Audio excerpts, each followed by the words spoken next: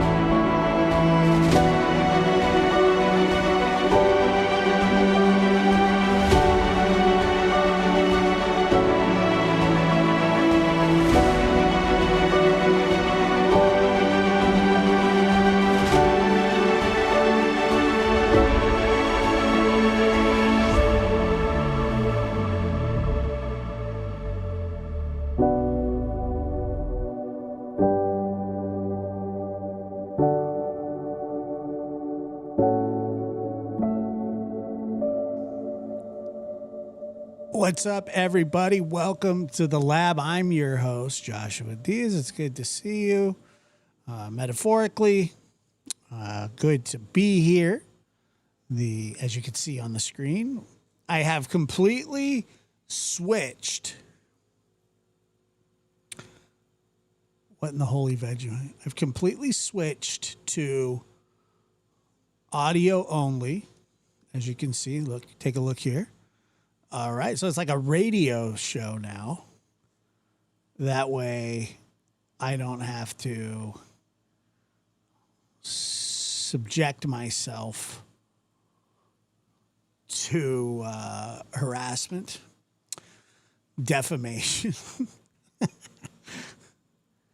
and everything else.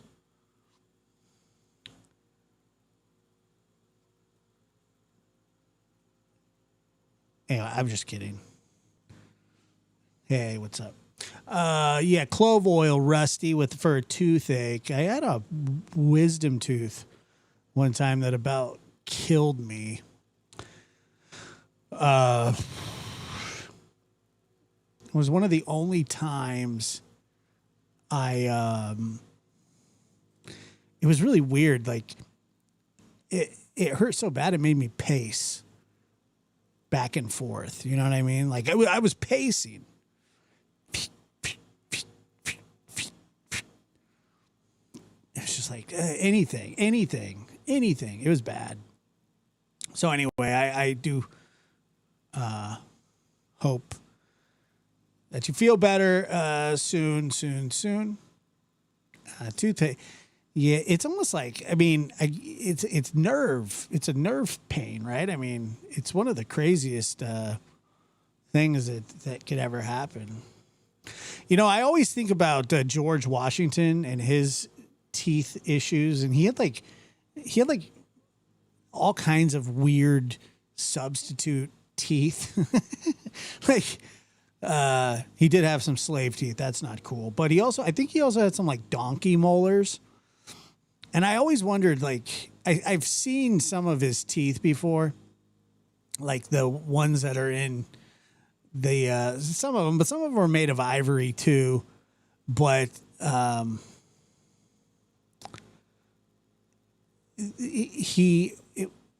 always wondered if he would have like if he had like two front teeth were like molars and I don't know, man. I mean, whatever he had going on sounded gnarly.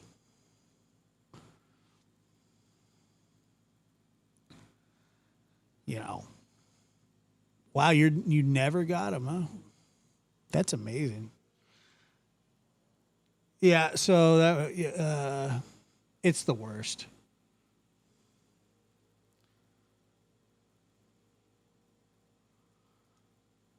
As long as you don't get them mixed up. Donna says that she still can't decide if I dislike The dentist or the gyno worse? I personally would dislike the gyno. But only because if I ended up there, I'd have a whole different set of problems. You know. That's all that I would have. It would be amazing. I would need some serious help if that's where I had to go. Like, hey, you have to go to a gynecologist. Like, why? Why would I have to do that? Leave me alone. Get away from me. The dentist is worse than the gyno. Couldn't tell you. I only had one toothache in my life, and now that's my biggest fear. Live at the dentist now. They're twice a month. Ugh. Yeah, it's rough. And I have a really high pain tolerance, like a really high pain threshold. But I mean, all bets are off when it comes to teeth. So anyway, the mouth is the dirtiest part of the body. I've never had a dream that my teeth fell out, but I've had dreams that like they've gotten knocked out before. So I guess that's sort of similar, but yeah. There was a video I saw just the other day. It was like this. I believe he was a Samoan man, and it was going around Instagram, and he pulled out a tooth with some pliers, and it was one of the most disturbing videos that I've ever seen. Ever. I mean, it was wretched. I've never seen, I mean, it was so bad. And I was watching a doctor, a dentist, their doctors react to it. Whew. And I believe that he actually cracked his upper jaw while he did it. I mean, it's just a terrible thing to do. That was the way it was done prior to the 20th century. It's true. Migraines are worse than tooth pain. I can guarantee you that a lot of people are going to disagree with you, Brian, but they might be for you. I can tell you that. But I think a lot of people probably disagree with you. Sorry, Russ. I truly hope you feel better, dude. Seriously. I've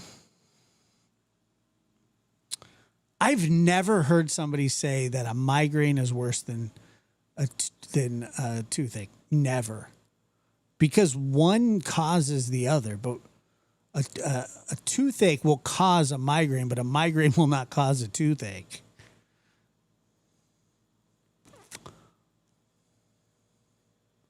So, but I guess it's different for everybody, I suppose.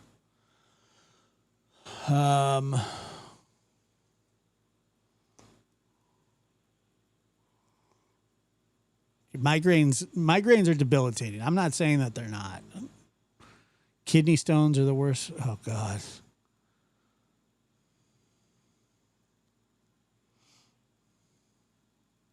Migraines are terrible, way worse. Many confuse a bad headache with a migraine. I don't know. So there are some people that do agree with you. Brian, personally, I don't. But there are some people that agree with you. But it's probably because I've had headaches and I've had a couple. But it's not something I suffer from, thank God.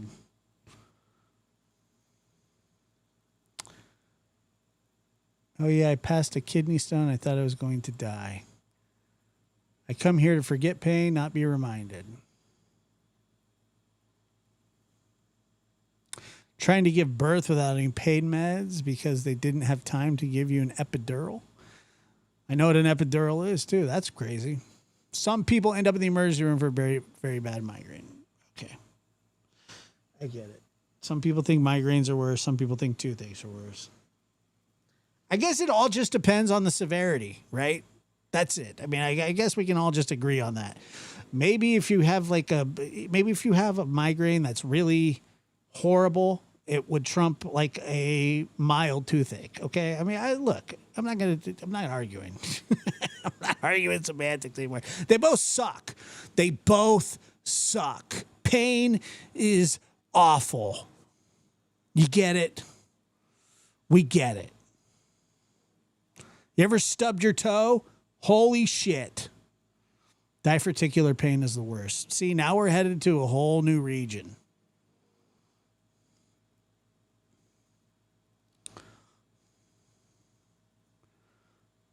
Whole new region. Kidney stones,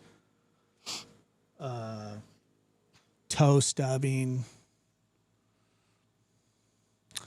Well, you know what, Sherry Lynn, it's actually not the topic tonight, but I don't know. Rusty started this, and I was just trying to make him feel better. I promise you, I was just trying to make him feel better. And then it turned into migraines versus toothaches, Samoan men pulling their teeth out, kidney stones, epidurals, and I'm trying to think what else. I'm trying to think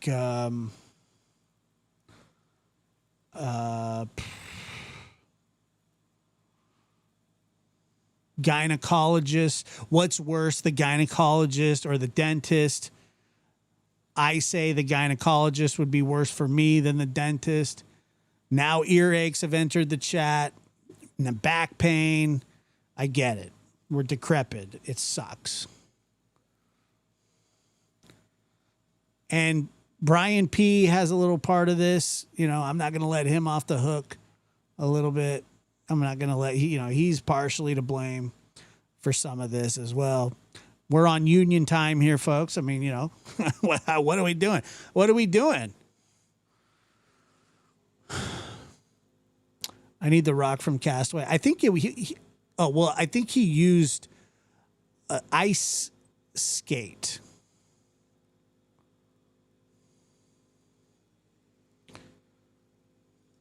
I've been to a gynecologist, but not for myself. But yeah, I have. I've never been, I guess the question is, have you ever been examined by a gynecologist? The answer is no. But yes, I've been to a gynecologist.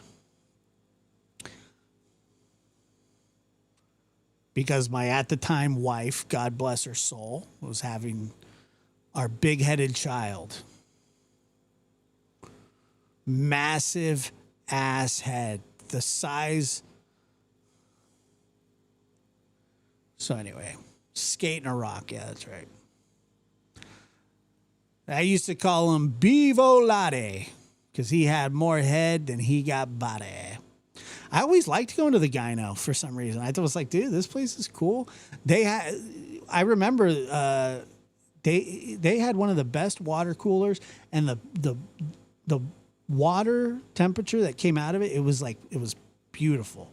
It was cold but not freezing. It quenched your thirst. They had good sized cups, fantastic magazines, and I thought it was good. I enjoyed it for the most part. But like I said, the water, they spared no expense. That water machine was sent from the heavens. But I don't know. I enjoyed myself. Have another child then, Josh? Yeah, right. Me? I have two. I have two more. They're just furry and have extremely hairy asses.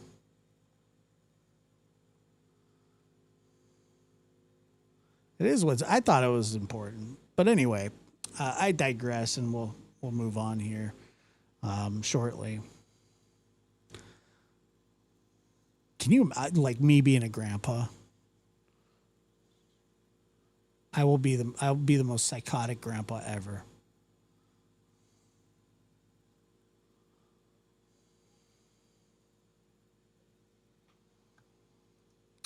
If you had to choose between, okay, this is it. This is the last one. This is the last one. I'm going to answer this. If you had to choose between being a dentist, gynecologist, or proctologist, which hole would you specialize in?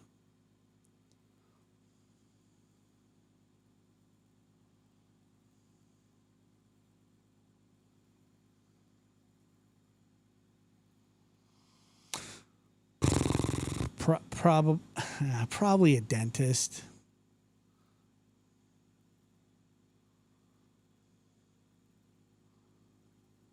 I don't know. Which one makes the most money? Anyway, that's my answer. Whoever makes the most money. All right. We better move on before Eric freaks out on me. I'm just saying, whoever makes the most money. That's it. And it would have to be like a substantial, like I don't want to be a procto and I don't want to be a gyno. I really don't. I just don't but I don't want to be a dentist either. I don't want to be any of them.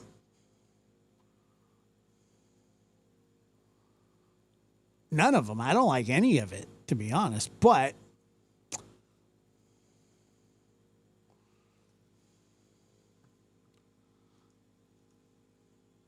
I don't know. Probably not. Am I not okay?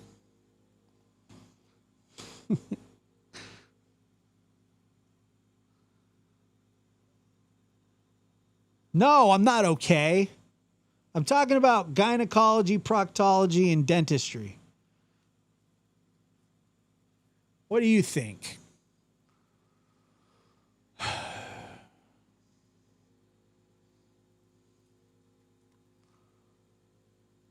I did not start it. I did not start it. That's not true at all.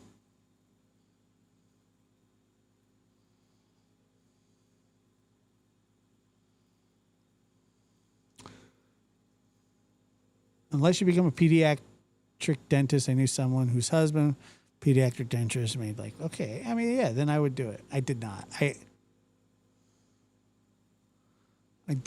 didn't start it.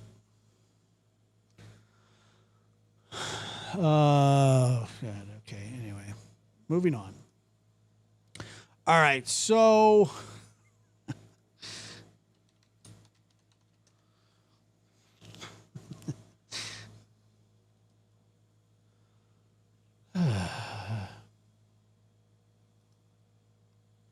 how fast they turn on you, I got to tell you. How fast they turn. All right. You started it.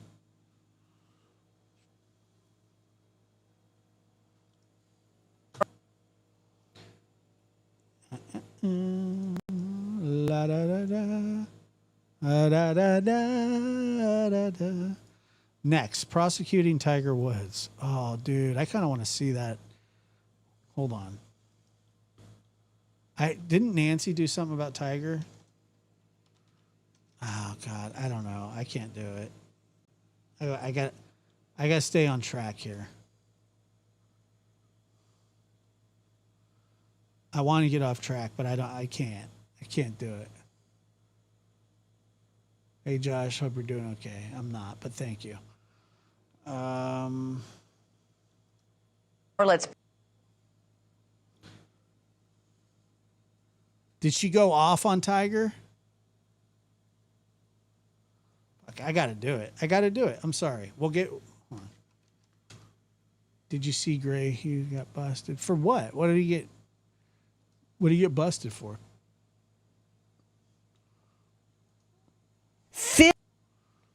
Josh, perhaps it's time for bed. Why would you think that? If Dave Mack's on here, I'm going to listen to it a little bit. 15 times.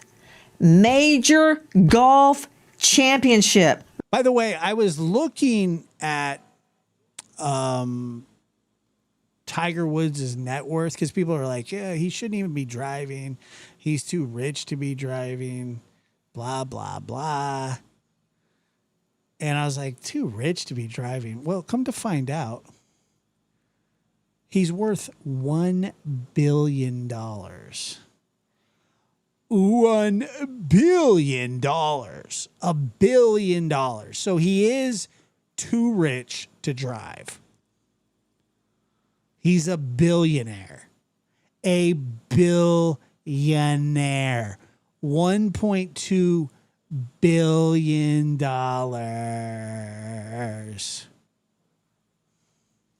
Way too rich to be driving effed up. The works. The PGA. Pebble Beach. The Masters. Tiger Woods. Arrest.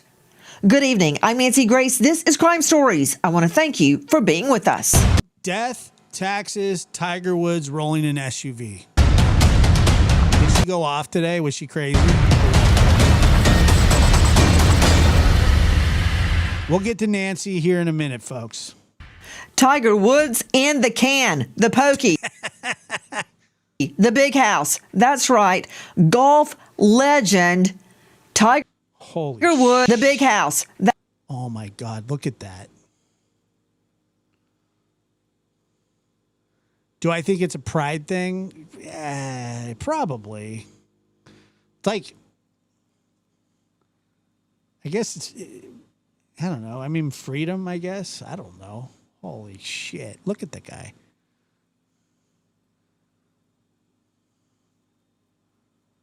He used to be so handsome. That's right. Golf legend. Tiger Woods. Arrest. Straight out to Dave Mack, Crime Stories, investigative. Oh, yeah. Nancy, hey, how's it going? Tiger's a piece of shit. He drives drunk all the time. And I got to tell you, he's worth $1.2 billion, Nancy. If I had that kind of money, I'd be hiring a driver that could drive a spaceship. Look at me on here, right? Look at me. I would fly around like this little guy right here. Right. Pew. Pew. Pew.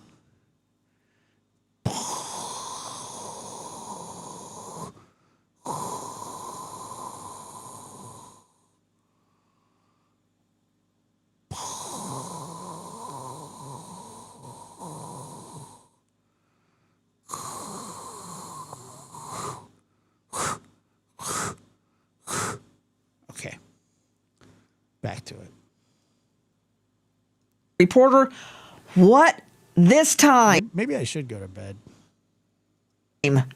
Nancy, Friday afternoon around 2 o'clock, Tiger Woods is driving his Range Rover near his home on Jupiter Island, Florida. He's on a small 2-lane road, and as he goes to speed up to get around the trailer, he clips it on the back, causing his Range Rover to flip on its side and slide. Tiger climbs out of the passenger side window, and of course, police are called, and he appeared disheveled, not able to really make a lot of sense. But, you know, they didn't smell alcohol in his breath, Nancy. Tiger Woods, golf legend, now facing a legal dog. Wait a minute.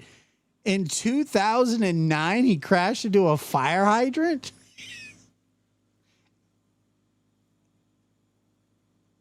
Is that the one where his wife was going to beat the shit out of him?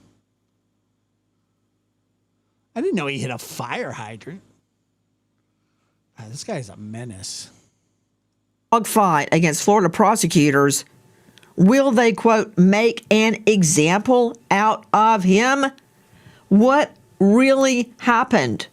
This is what I do know.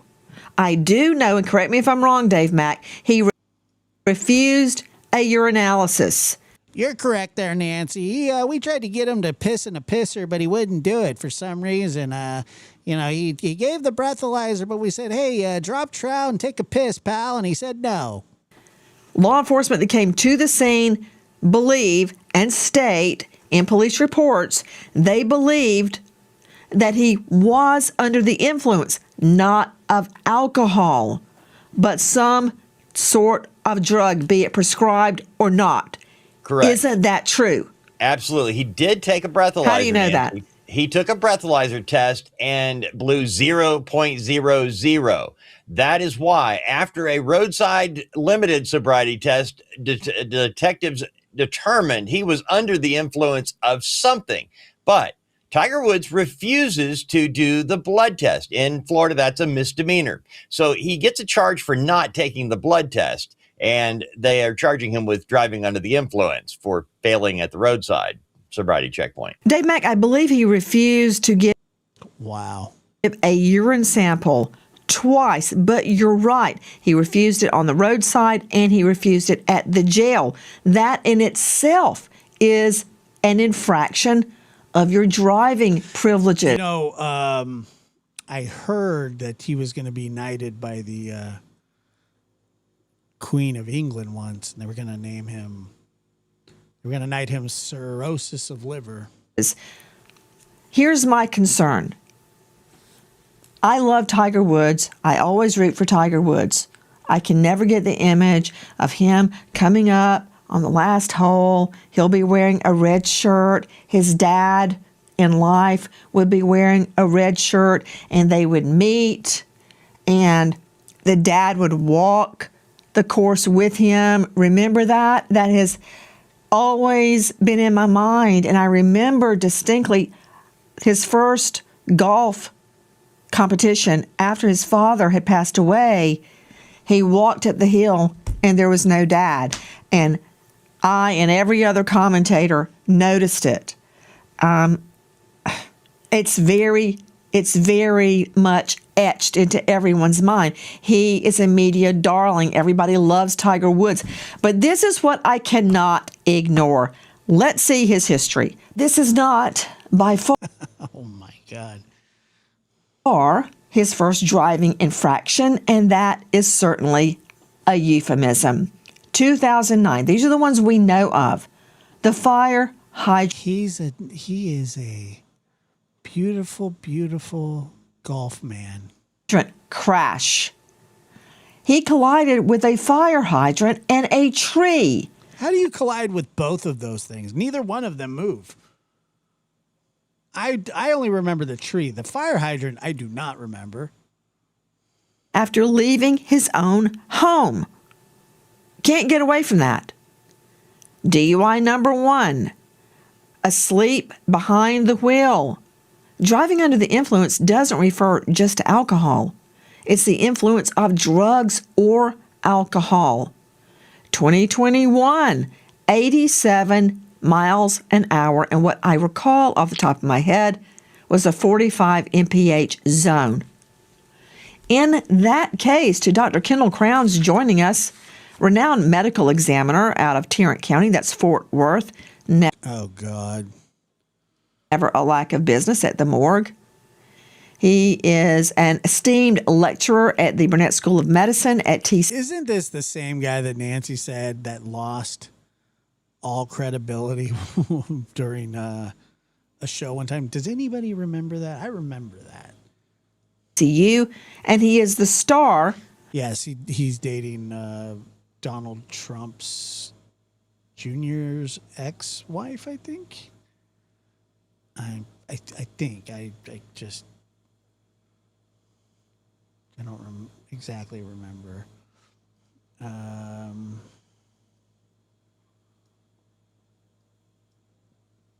Hold on here. If he's taking pain meds and it's in his system, that lasts up to 24 hours in the system, need the body cam. If he pulls JT, I'll change my mind. His problem has always been painkillers and sleeping medicines, and that I don't think alcohol's his problem, to be honest. Of Mayhem in the Morgue, a hit podcast. Dr. Kendall Crowns, do you recall what happened to Tiger Woods' leg in that incident? He was this close to having his leg amputated. Why? So in that one, he had massive fracturing of, I believe, his tibia and fibula that actually ended up having to have a rod put in place, which means these fractures were so severe that the bones were not connecting anymore, or a compound type fracture, which if you push that a little bit further, the muscle and the skin are the only thing holding the leg into place. So potentially his leg could have been completely ripped off in that accident, and he had to have significant surgery to repair it. Okay, you're going too fast for us mere mortals. Slow it down for us and explain. Slow it down, buddy. Explain what happened. By the way, I heard exactly what he said, and I understood all of it, and I don't know shit about, like, skeletons. In that incident. So in that incident, he had what is called a compound fracture of his tibia and fibula, which are the two bones in your lower leg. And a compound fracture means they're completely separated off of each other instead of being close to one another. So they had to use rods to repair it. But the problem is when you get those compound type fractures. Yeah, I watched Justin Timberlake's DUI video on After Dark, and it was I don't know. I mean, it's embarrassing, but he didn't really do anything out of the ordinary. I mean, he was kind of a little crybaby, and but it wasn't like, I don't know. It was just, to me, it was sort of your like standard DUI. I don't know why he made such a fuss about it, where he was like trying to hide it. I don't get it. All that's keeping your leg together is your skin and muscle and your. Yeah, I mean, he was hammered, but of course, but I mean, but it wasn't like it wasn't like Randy Jackson hammered or Rip Torn hammered, or like Randy Jackson's DUI video where he's riding naked in the front seat of the cop car, buckled up with a black eye, is probably the drunkest I've ever seen another human be. I've never seen somebody that drunk in my life. Never. Now, the only time you ever see somebody drunker than that is when they're unconscious.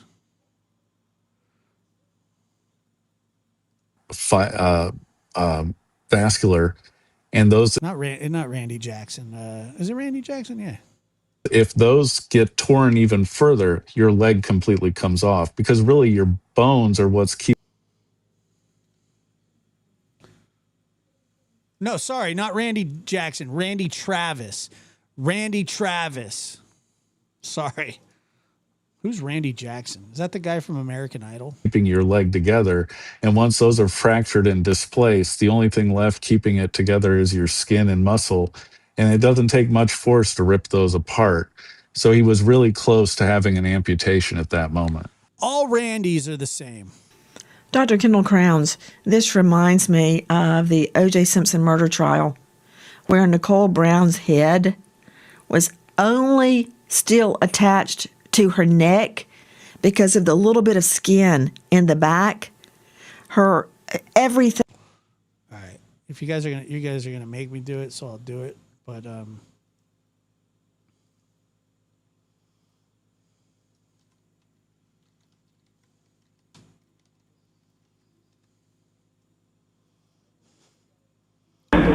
want to prepare you for something. Okay. The naked man sitting on the back of the fire truck.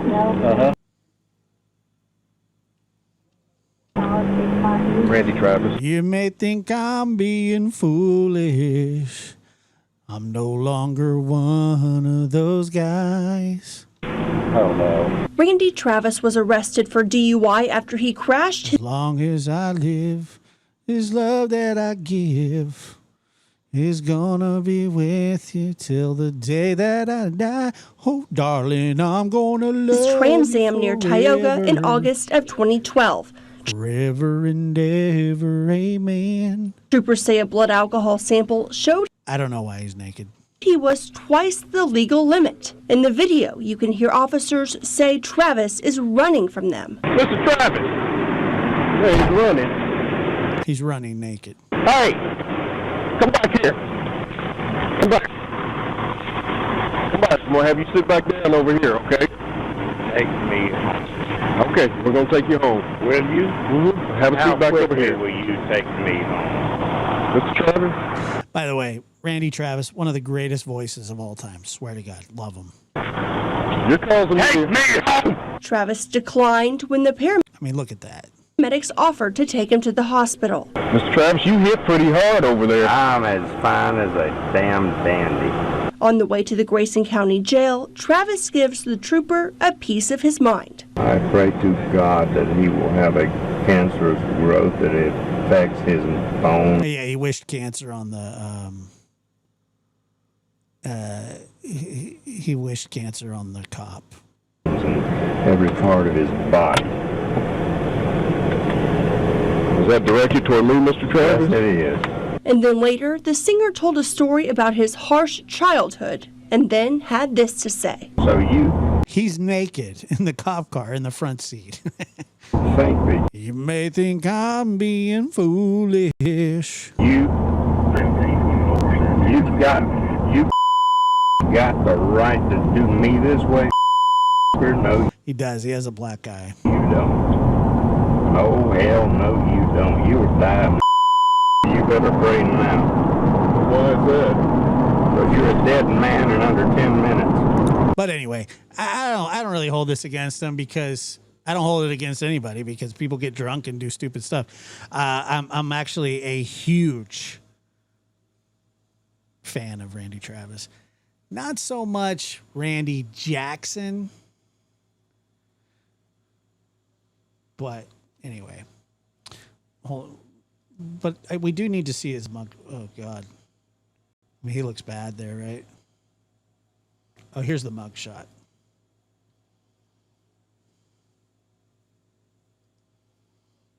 It's like the craziest mug shot I've ever seen in my life. I don't know. I would have made him get in the back seat, to be honest. So, stop what? Doing my show? No. All right, back to it. The bone, the muscle, the everything was severed. Somebody's going to say, Josh, I can't believe you showed that about Randy Travis. And you're telling me in this case, Very sad. Matter of fact, I think it was like last year when Carrie Underwood was singing Forever and Ever. And he sang the very last part of it. It was awesome. But one of the greatest singers ever. Seriously. I mean, it's just a velvet voice. with Tiger Woods, it was just the skin Shut up, Jess. Go away. Go away. Go away. and the blood vessels holding his leg on his body. And the muscle, yes, more likely than not. That's all that was keeping him intact because the bones were completely fractured. Golf legend Tiger Woods' arrest for a car crash in Florida, at least the fourth auto-related incident of his in which he's charged with DUI, and DUI is drugs or alcohol. According to the police report, he showed signs of impairment and was arrested there at the scene. He struck another vehicle he was trying to pass, not just I don't know. Why does he do that? a vehicle, but a vehicle dragging a vehicle behind it. His Land Rover rolls over, and he's not far from home, as was the case in a prior incident. He did. I told you we're gonna get to Nancy Guthrie. If you're just getting here and you're like, hey, why the hell are you talking about Tiger Woods? Because I was interested in it, and I'm gonna play a little bit of it, and I'm gonna discuss it a little bit. We got a little show to fill. We got some time to kill. Okay, chill out. You got somewhere to be? Come back later. You want to get to the Nancy Guthrie part? Come back, get there, or don't. Whatever. A breathalyzer, it's negative. He refused a urine test. Why? Why refuse the urine test? He refused to submit to The first 30 minutes, let's just get all the shit out of the way. a lawful test. That is a misdemeanor.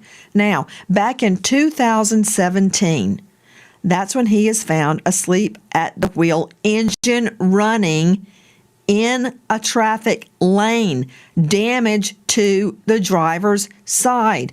At that time, he stated he had taken a mix of prescription painkillers. He said he had a bad reaction. Yeah, that bad reaction was No, I haven't. he fell asleep at the wheel and hit something. Nobody really knows what. So, Dave Mack, was that his first driving infraction that we know of? Well, Nancy, it's really hard to tell. Since he's a tiger, he usually just paws around and roars and things like that. But you would think that a tiger would drive a Mustang, but he's more of a I don't know. He's more of an amigo guy. The 2009 infraction is the first one we know of, Nancy, and that was the fire hydrant collision at 2:30 in the morning. That's with his first wife. Elle catches him outside and has to beat the back window in with a golf club. This was right outside the house when that actually happened, and he had a bloody lip, blood in his mouth. The next one was 2017, and Nancy, that crash there, that DUI in 2017, Tiger Woods had a lot of medication in his system, a lot of different types of medication, including Vicodin. Let me see this really quick. I come from a generation where men drink harder than they should, smoked, etc. Do what you will, but Tiger may need rehab. So want him to make a golf comeback. And the thing about it is, he could still golf, man. The one thing that used to separate him from everybody else golfing was not only could he drive the ball incredibly far, but he had an incredible mid-range game, and he was even better on the green. I mean, he had the most well-rounded golf game you have ever seen. Now, he can't drive the ball like he used to, but he can still he can still wedge, and he can still putt, and he can still be competitive, and he can still win. And I think that that's what he was working towards. It's just, it is sad because he's had some of the greatest moments in golf history. Even though golf sucks, he made golf like fun to watch. And Michelle, thank you so much for gifting a lab membership. His putting was insane. Some of the longest putts, man. He was just so good.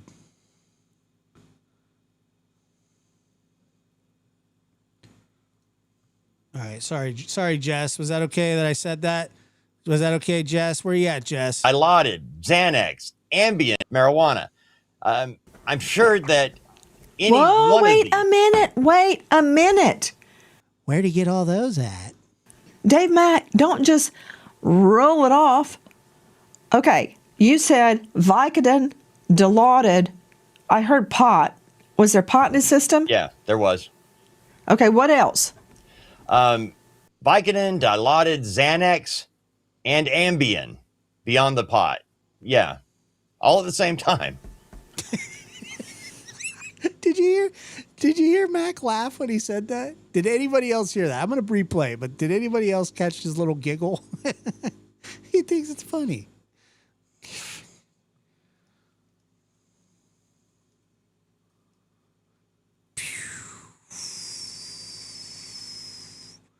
Tiger's lifting off. He's got Dilaudid, he's got pot, he's got Xanny. Oh my God. Wow. Okay. Vicodin, Dilaudid, Xanax, and Ambien beyond the pot. Yeah, all at the same time.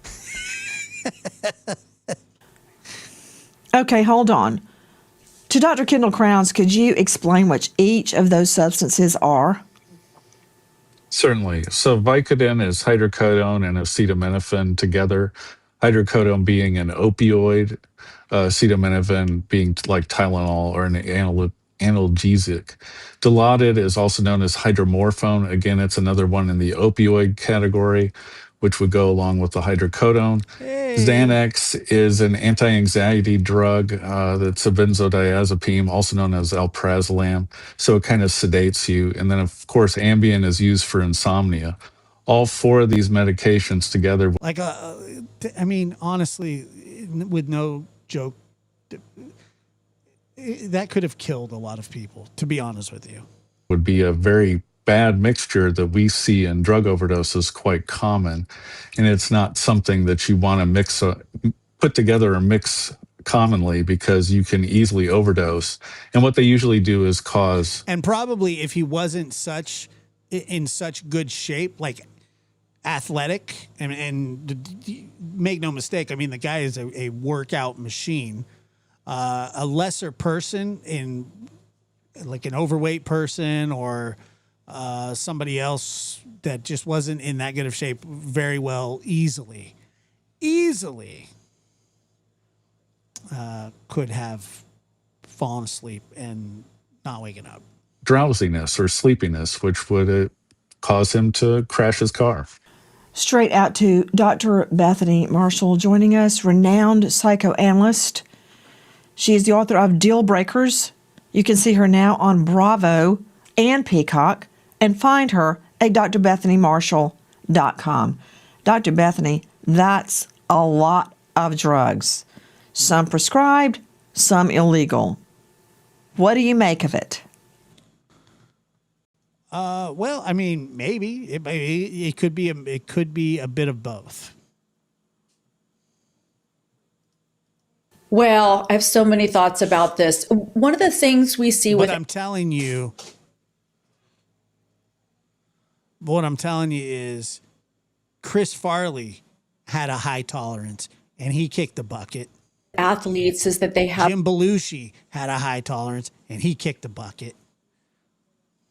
a lot of injuries over time. And because of that, they might be prescribed opiates, which then begins the process of an addiction. People can become John Candy, high tolerance, kick the bucket. What do these people have in common? Fat. addicted to opiates very easily, and the benzodiazepines like the Ambien.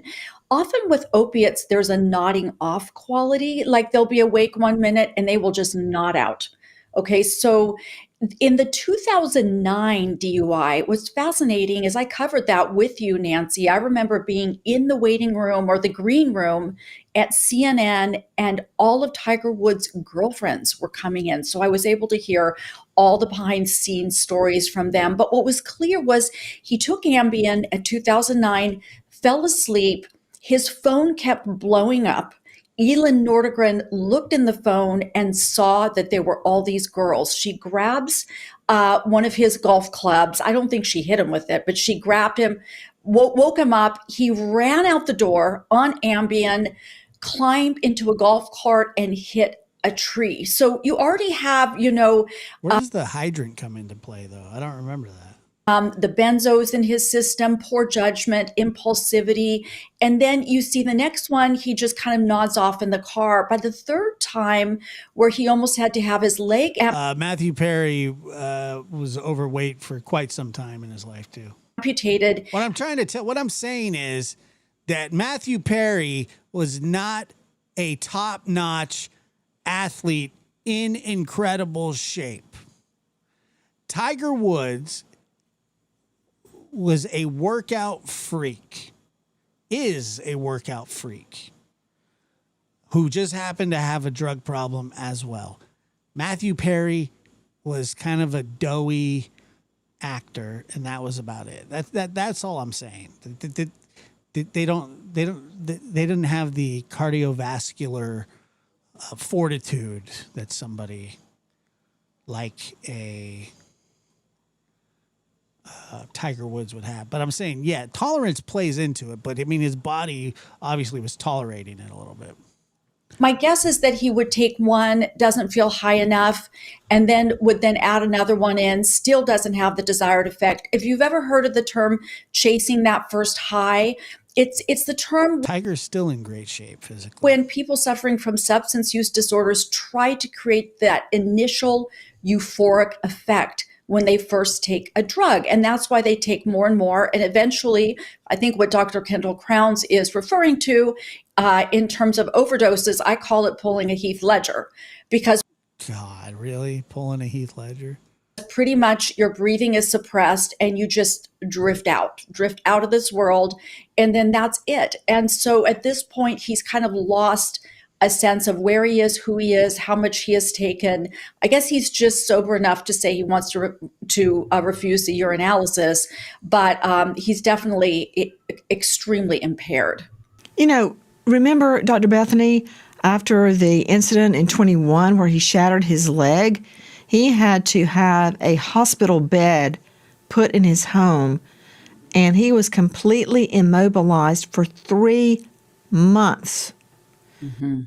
On the other hand, his leg had been shattered, and the pain must have been intense, and it's probably ongoing forever, for the rest of his life. Oh, I'm sure. Yeah, I'm thinking that what might have happened is we don't know of any rehabs, or I haven't heard of any, or any kind of treatment he's entered. But yes, in 2017, he went into a drug addiction facility, Dr. Bethany, 2017.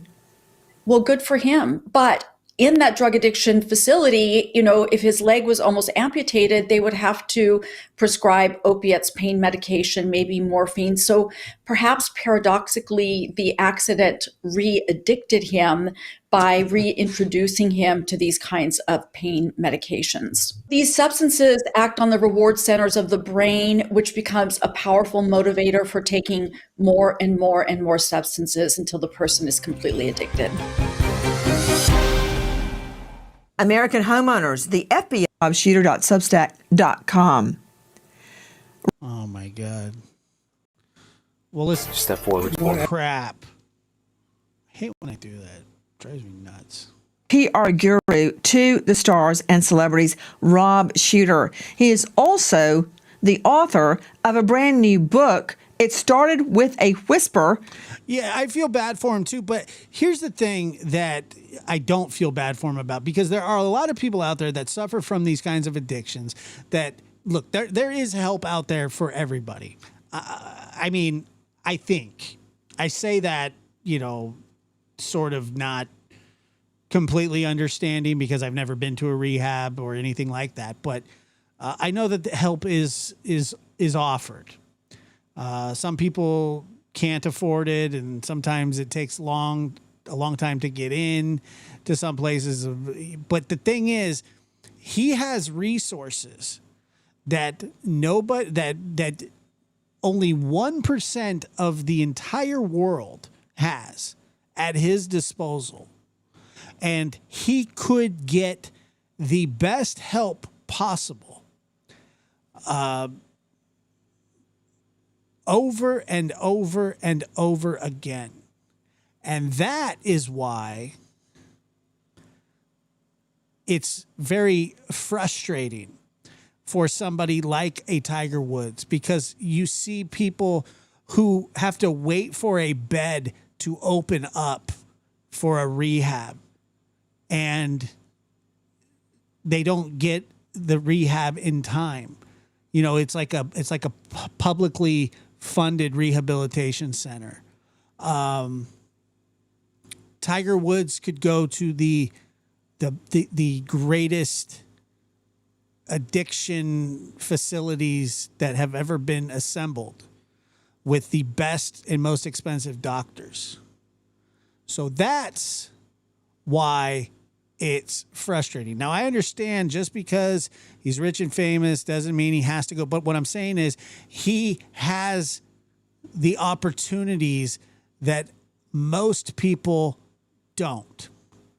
Not most people, 99.9% of people will never have those kind of resources available to them.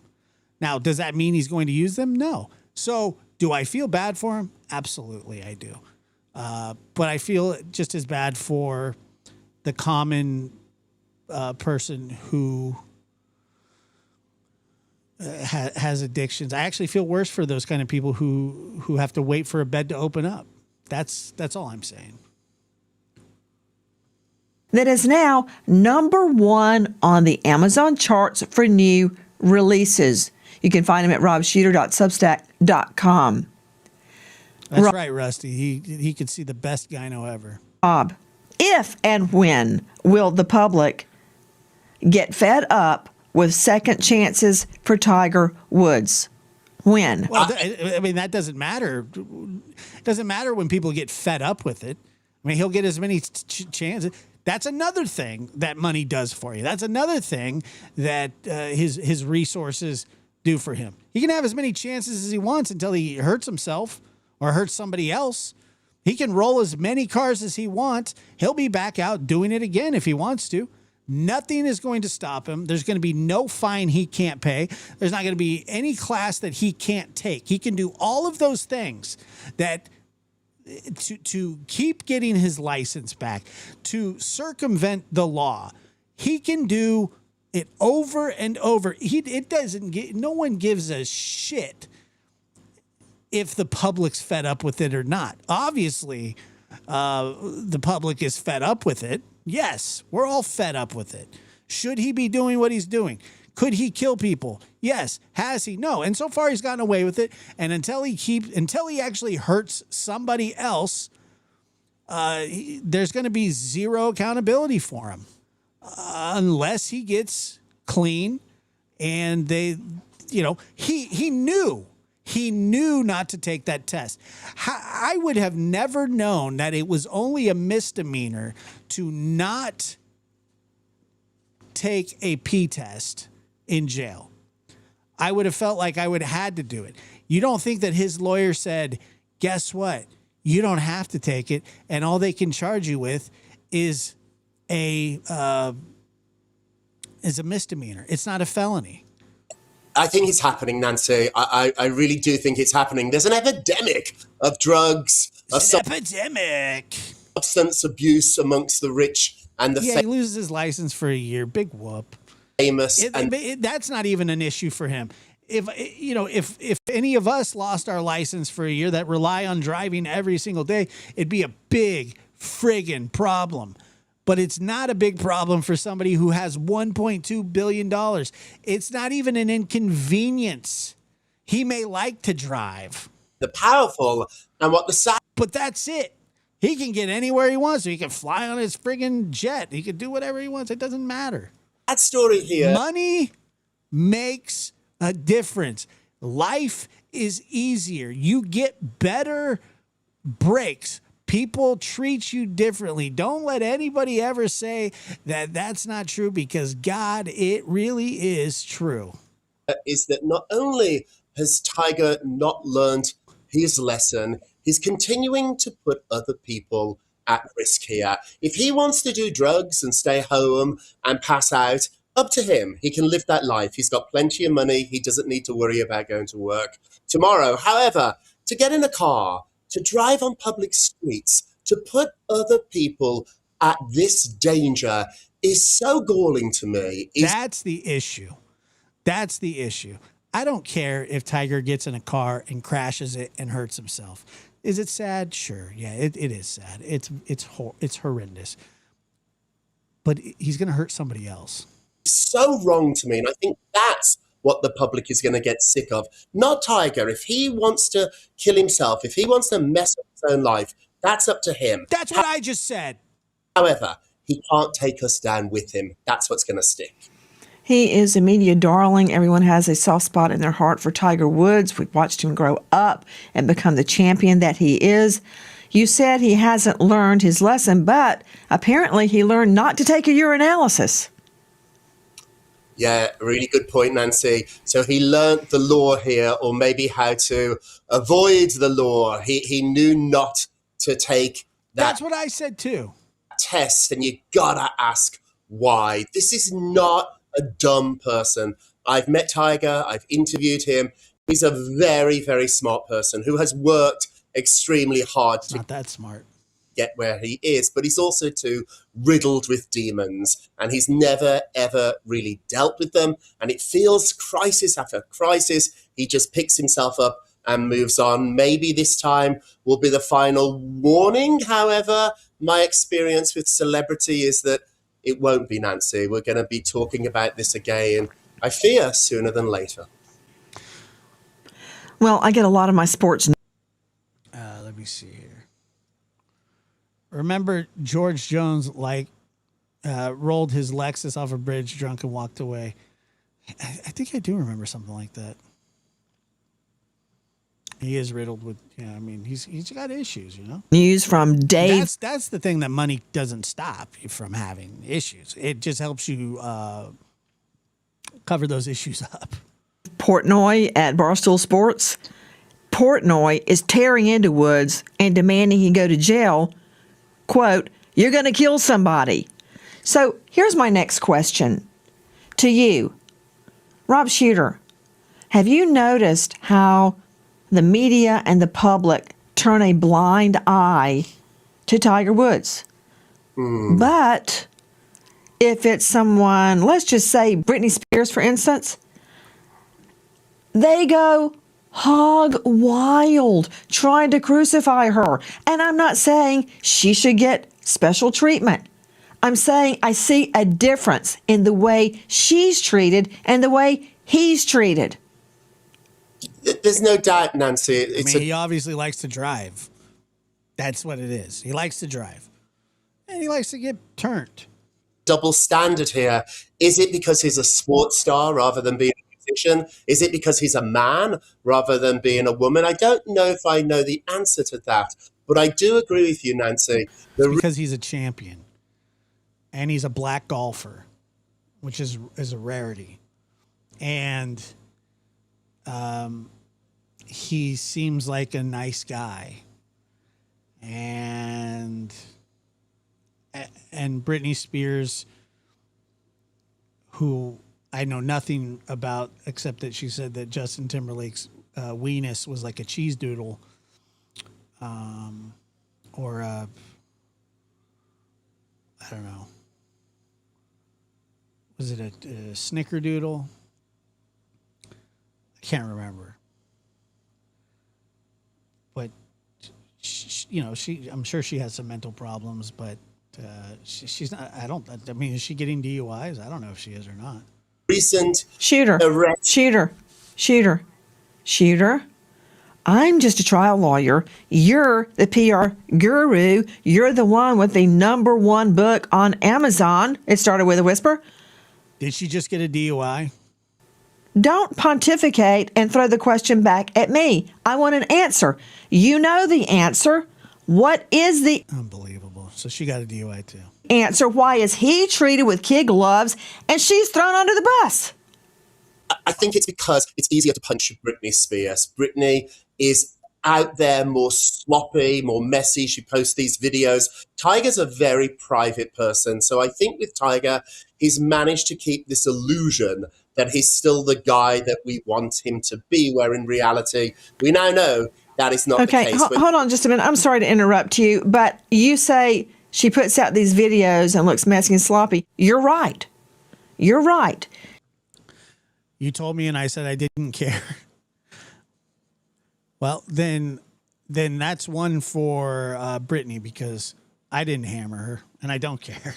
She is being vilified because she dresses the way she does and puts videos of herself butt naked twirling around on Insta. Don't show it, control room. While he remains dignified out of his gourd at home on the sofa. He's a man, she's a woman, she's a mother. It goes back to Dr. Bethany Marshall. You know what's a fire Britney Spears song is the you tell me you're in love with me, like you can't take it away from me. Oh my I love God, that song so much. I wanna believe it. On a whore thing. I'm spoon feeding you here, Shooter. How did your book get to #1 on Amazon when I'm having to spoon feed you what the difference is? Wow. She wears a camisole that falls off when she dances. He stays behind closed doors on his sofa, high as a kite. I mean, really? We saw it endlessly when Britney Spears, and this is bad, drives over the center lane. And then like 3 seconds later, here comes a car. We don't see all those videos and pictures of Tiger Woods crash into Get in bed. a fixed object, for Pete's sake. Really? Out of all the places you can go, you crash into a fixed object? Terrible. Now we've got... All right. We've kicked that around long enough. Done with it. What happened? Somebody's leaving?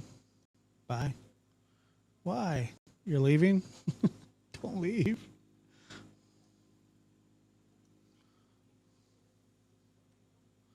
You tell me you're in love with me.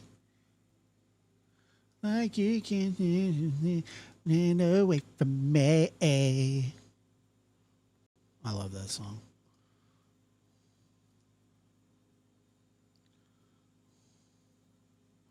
Cause it sounds so good. And if you really want me, move slow. Sometimes I run. Sometimes I hide. Sometimes I'm scared of you. All I really... Hey guys, thanks so much for checking out my show. Really appreciate it. Please click to subscribe. Really appreciate all the support. Hold you tight. I didn't say I was a hater. I just didn't care if she got a DUI.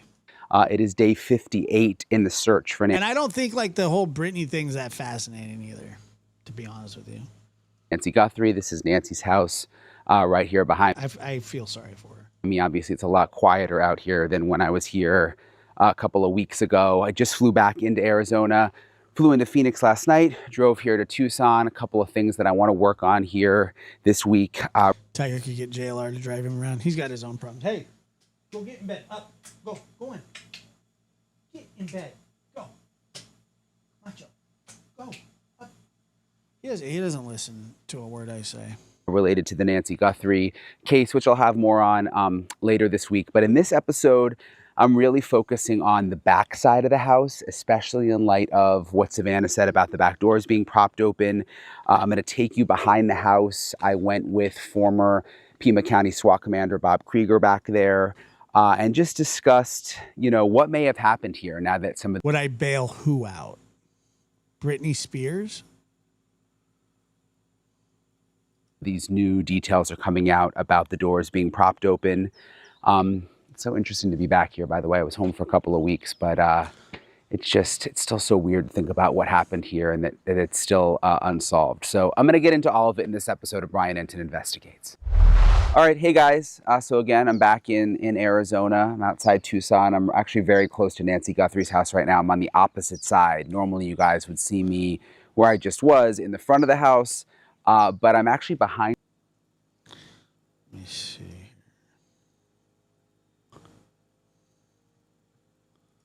You read your Britney, Tiger both pushed hard as kids for parents' greed. Very true. That's a good house right now. Nancy's house is actually right back behind all these trees and cactuses. Just you can't see it because there's so much brush, but it's right on the other side. And I'm really going to focus in this episode really on the back side of her house and her backyard and the doors on the backside, because it's something we didn't really dig that much into until Savannah Guthrie did her interview with the Today Show and said that the back doors were propped open. And again, it was doors plural. We put our drone up. Hey, Josh, careful. JLR sued Britney for getting him aroused. Is that true? You might be next. I hope I'm not getting him aroused. This morning to get a closer look at the back side of the house because I had never really seen specifically what kind of doors they were, and I wanted to get a close look. I always just assumed that it was sliding glass doors back there. I don't know why. I just assumed she had sliding glass doors. That is actually not the case. And when you look at the drone video, you can see they are just regular doors on the back side of the house. There's two that are, like, one is underneath the overhang. There's one kind of to the side of the patio area. So there's two right there. And then there's one over near the garage door. So from what I could see with our drone, there were a total of 3 doors on the back side of the house. One seemed like it was connected to the garage though, 2 that were connected to the house. And what was interesting, again, they're not sliding glass doors. There are windows on the doors that I could see, kind of like pane glass windows on the top. And again, it was Savannah who said that doors, plural, were propped open when Savannah's sister Annie and her brother-in-law Tommaso arrived at the house. Before I get into more on this, let me replay for you exactly what Savannah said so you can hear it if you missed it. We thought that she must have had like some kind of medical episode in the night, and that somehow, the paramedics had come because the back doors were propped open, and that didn't make any sense. We thought maybe they came and there was a stretcher and they took her out the back, but her phone was there and her purse was there and all her things. So that was what Savannah said. And obviously her saying that the back doors were propped open opens up a lot of possibilities here, leads to a lot of possible theories. Did the abductor or abductors come in through the back doors and then go out through the front? And you're going to see in this episode, I'm about to take you with Bob Krieger again, who is the former SWAT commander for Pima County. We go to the backyard area of Nancy's. And I mean, you can just, and you're about to see it in detail, but I mean, the thought of them I got a couple people really traveling. I had a couple people in the comments were like, I'm turning this off because of the bell. I was like, damn. I thought it'd be way, way more, to be honest with you. And I was still fine with doing it. That was the thing, is that I knew that it would piss some people off. And it was a sacrifice I was willing to make. Because guess what? The bell's permanent. Make it permanent! Make it permanent now! Through this area, or especially going through this area behind the house with Nancy, is kind of hard to imagine because there's so many thorns, there's so many cactuses, there's so many rocks.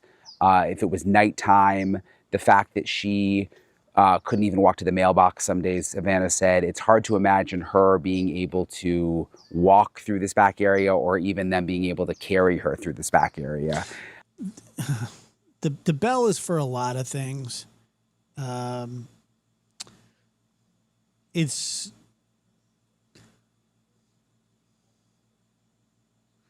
originally started on After Dark. I won't say why, but every time somebody would say like a certain something, I would hit the bell. So whenever there's something that's very repetitive and annoying, I hit the bell. But there was a guy that I was reviewing who was obsessed with, God dang it, Kelsey. But again, I mean, so did they go in through the back of the house and then come out through the front of the house?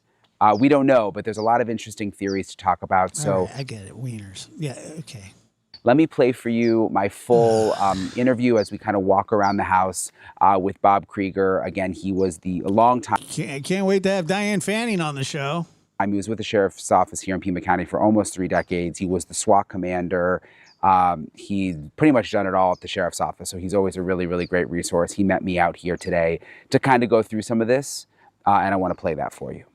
Thank you for meeting up with us, Bob. No problem. So we're at a neighbor's house. If you'll just kind of lead the way. Sure. I just want to see how close we can get and show people, people don't really understand the terrain back behind Nancy's house. Mm-hmm. Oops. Apparently this is now rattlesnake. Yeah, they're starting to come out. It's a little early for them, and you'll see there's pathways that a lot of neighbors put up. This is usually just common area, common ground, but we're back here and you can't even see her house necessarily. There's just so much brush in the trees, and we're probably 100 feet from it or so. Let's see, my guess is. So do people generally come back here, like in these neighborhoods? No, it would be very rare. You see some of they might have little pathways, but it would be more unlikely for, you know, just a person to walk back here, whether they live here or trying to get through the neighborhood, just because it's really difficult. And I am watching out for snakes as we're going. So the snakes, are we at the beginning of the season? Yeah, and it's because we hit triple digits earlier here than we normally do. They've been a lot more active. So they might start waking up around now too. Have you seen any have you seen any this season yet? I haven't yet, but I've seen a lot of pictures. Yeah. And do they, I mean, again, I'm from Florida, so yeah. Do they bite people regularly? I mean, you have to really try to get bitten. Even if you almost step on them, they don't want to bite you because they don't want to waste their venom. I worked in a unit that we lived in the desert for almost 5 Yeah, like getting rattlesnakes don't want you actually near them. They don't chase you down. They don't run after you. I mean, the problem is that sometimes they hide in like bushes and they're hiding and you step on them or something. Then you have a big issue. And Brian might want to wear some boots. 5 years, and we'd run into them all the time and no one ever got bit. So do you think there's a possibility that the suspect or suspects came, be careful of this cactus, guys. Yeah. Came through this back way? It's possible, but I don't really think so, because you see, like, unless you know exactly where you're coming and going, you already kind of have, you've probably already lost your sense of direction. I have. In just a few seconds back here. So, you know, you use things like telephone poles and things like that, but really these open areas just butt up to the backs of houses. Lost your sense of direction. They went 20 feet. So if anyone's ever back here, you're gonna need a lot of dogs alerting, and you're gonna have to really probably shoot through someone's yard. So it's not like a lot of normal like back east areas where you have alleyways and it's kind of common. Yeah. So no one would normally come back no, here. Yeah. not at all. So I'm trying to remember exactly. She's got a brick house. I think that actually might be right there. No, that's not it. Yeah, see, even you're confused. Yeah, exactly, yeah. Yeah, I think it's this way. I think we should Okay, so the guide got lost.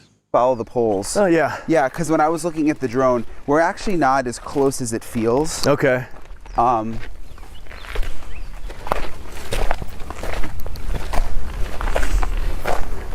Do people ever, I mean, when you were working at the sheriff's office, did you ever respond to calls in spots like do people hide in areas like this? Oh, yeah, absolutely. You say, you know, if someone was, they were trying to burglarize the house and deputies showed up, they would get out here, and this is where we typically find them. They'd come in there like this and try and hide, hunker down underneath the trees, whatever it might be, trying to work a dog or something like that. But this is very common for that, and you'll see, and this is what a lot of homeowners do. They'll just come back here and kind of throw some stuff up and, you know, try and turn it into a walkway or something. Who knows?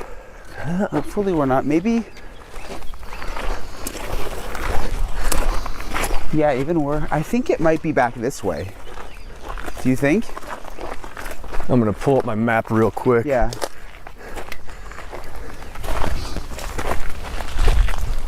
Although I don't want to go in anyone's backyard. Yeah. None of the good thing is, like, none of this is backyard. So this is all public? Yeah, it's a utility easement. So we can pretty much go anywhere we want. Let me pull up the map real quick. I hear some voices. So this would also show you that if someone used it back here, they would have had to come out a couple times. They would have had to be real familiar with wherever they parked to get through here to get back to wherever they parked. Yep. And the streets like that we're on now, again, not easy to get out of the neighborhood, so just a little more. So I think we're actually. Oh yeah, you got it. Yeah. So I think this is her. Right here. Yep. So let's see. That's like right there, I think, isn't it? Yeah. Yeah. Oh yeah. This actually I think might be. Oh yeah. This is the house that CBS was using. Okay. So now I know exactly where we are. Does your gut tell you that one of the suspect or suspects would have come back through the back way, like through here? No, I really don't think so. At night, even if you're really familiar with the area, it's going to be tough to traverse, even though it's not real thick. Even though it was a fairly moonlit night, it's tough. You know, you have to know where to park at. You're probably going across someone else's property to get to an area like this that's open. Then you have to get to Nancy's house. Ultimately, if you take her, bring her out the back. And Yeah, I mean, I don't think anybody's saying that rattlers won't bite you, but if you see one like in an open field, do they chase after you? I don't think they do. I mean, maybe they do. Maybe Texas rattlers do. I'm just saying, if you get too close to one, and yes, it will bite you. There's no way they're bringing her back this way. You know, so if they got there that way, they clearly had to go out to the front. Yeah, because we know the back doors were propped open, according to Savannah. I want to get lost in the desert with Bob. Is there any? That was a comment that I read. I wasn't just saying that out loud. Is there any way you think they could have brought Nancy out this back way? It seems kind of impossible. No. Is it possible? Yes. Highly improbable. Just based on her size and the weight and carrying someone, getting over walls.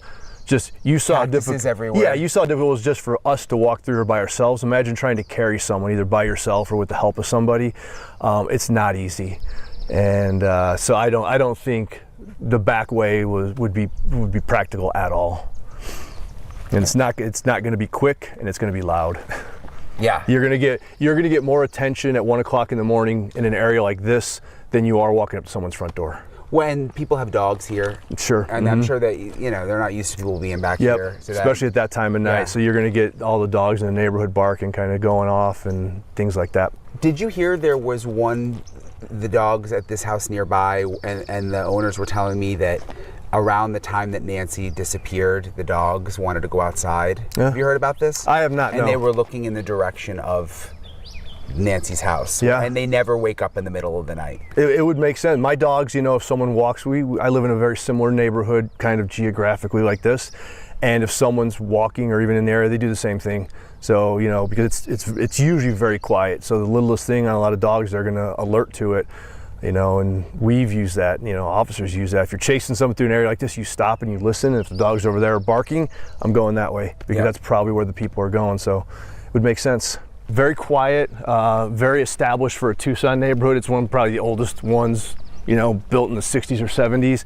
So with that, you get a lot of the brush that you see. You go to a newer neighborhood, the cookie cutters. You just don't get this type of vegetation that's had years and years to grow.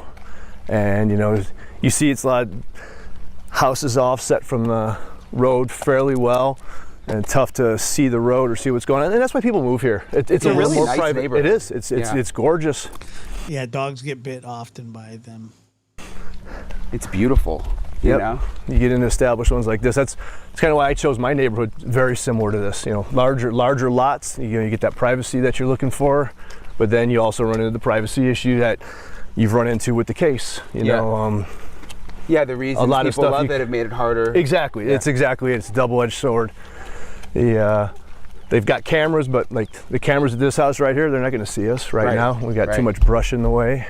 Savannah has now said that the back doors were propped open, and when her sister and brother-in-law arrived, the doors were open in the back. What does that mean to you? What does that piece of the puzzle mean to you? Probably the way they got in, if not out as well. My hunch is they probably went out the front door because of the blood that was found out there. Unless that happened right away and she happened to open the front door for them. But if they were propped open, obviously that was left for a reason. Quick in and quick out, whichever one it was. Yeah, she used the word propped open. I guess I was just, why, if you were the bad guys, why would you leave the doors open? Depending on what your plan was, for me, it's a quick way in and a quick way out. Just one less thing you have to think about, opening the door. You don't want it closing behind you and maybe automatically locking and you not know how to unlock it to get out. It's a time thing. You want to plan your ingress and egress, and that's a way of doing it. Well, I heard somebody say that they think that Savannah worked with, I don't know if this is true or not, but that they think that Savannah worked with the FBI on that interview, and maybe it was a way to generate more tips, but I don't know. I don't know if that's true or not. That's just what I heard some guy say. And then that way too, you know exactly where you're going. You don't kind of get lost in the house. You know, you kind of see and remember where that open door is. Do you think that they brought Nancy out the front and that's why we saw the blood there? I think so. My hunch, my theory is that's probably what happened. It's unfortunate, but I bet if you polled this neighborhood, 75-80% of them have an open door most nights. Whether they forget to lock it or, you know, like a lot of us, just they leave it unlocked because it's not that big a deal, and we feel safe in our homes, especially if you've lived in a house for 40 or 50 years. You know, that is your castle, and that is your ultimate safe feeling point. And so you just never know when something like this is going to happen, and it kind of makes you reevaluate, you know, just the overall safety and security of everything. Savannah's saying that that her mom was in her pajamas and didn't have shoes on. Mm-hmm. What did that mean to you? That's someone who's going to bed, or at 1 o'clock in the morning was in bed. Yeah. You know, she wasn't expecting visitors or guests, and wasn't expecting on going anywhere. So, you know, just I was asleep and I was awoken by this for whatever reason it was. And I think most of us would have been in that situation. I don't put shoes on if there's a knock at my door. You just kind of go and check what's going on. I wonder if they carried her out, because I mean, you know, it's not the kind of area you would walk without shoes. No, absolutely. You know, I don't think they would be too concerned about what her feet were like on the way out. But at the same time, again, my theory, my hunch is she was probably carried out. They probably restrained her inside some way, and as they left, they just carried her. You know, it could be a one-person job. It's easier with two of you, but you know, 150 pounds or so, from what I've been hearing, is about what she weighs. Dead weight's not easy to carry. If you've never tried to do it before, most people, you can't just throw someone over your shoulder. But if you have a partner, you can't. Once you get it up there, then it's relatively easy. So, you know, even with shoes, you come out the front door, you're just walking over some rocks at that point. It's not more of the desert terrain that, you know, we've seen some of today already. Yeah, I don't think people realize how hard it is to carry a body. I didn't until someone kind of explained it to me. Like, no, it's awkward. It's even dragging that amount of weight. If you don't know what you're doing or how to do it, you're probably going to hurt yourself, and it's going to be like 2 inches at a time. It's not an easy task. There's a science behind it, and once you know, that's relatively easy. So again, things that you can find on, like everything else, YouTube or the internet somewhere. How do I carry someone? How do I, you know, get them off the ground easily? It's all body mechanics. It's easy once you know how to do it, but if you don't, which 99% of the population doesn't, like you said, it's not easy. What else did you take away from Savannah's interview? I mean, do you think it's going to help? Yeah, I do think it's going to help. The biggest help I think is going to be is that it's keeping it current. It's keeping the biggest help. Did he just like completely grab his? I think it's going to be is that yeah, I do think it's going to help. The big takeaway from Savannah. You're on camera, guy. Show some restraint. He went in for it, bro. Terrible. In his interview, I mean, do you think it's going to help? Yeah, I do think it's going to help. The biggest help I think is going to be is that it's keeping it current. It's keeping the people around in the neighborhood, nationwide, worldwide, with their eyes a little more focused on it. And again, I think that sooner or later someone's going to see something, hear something, remember something that maybe I guarantee there's people in Tucson who still don't know this is going on, just because. I mean, maybe he's a Michael Jackson fan. What else did you take away from Savannah's interview? I mean, do you think it's going to help? Yeah, I do think it's going to help. The biggest help I think is going to be is that it's keeping it current. It's keeping the people around in the neighborhood, nationwide, worldwide, with their eyes a little more focused on it.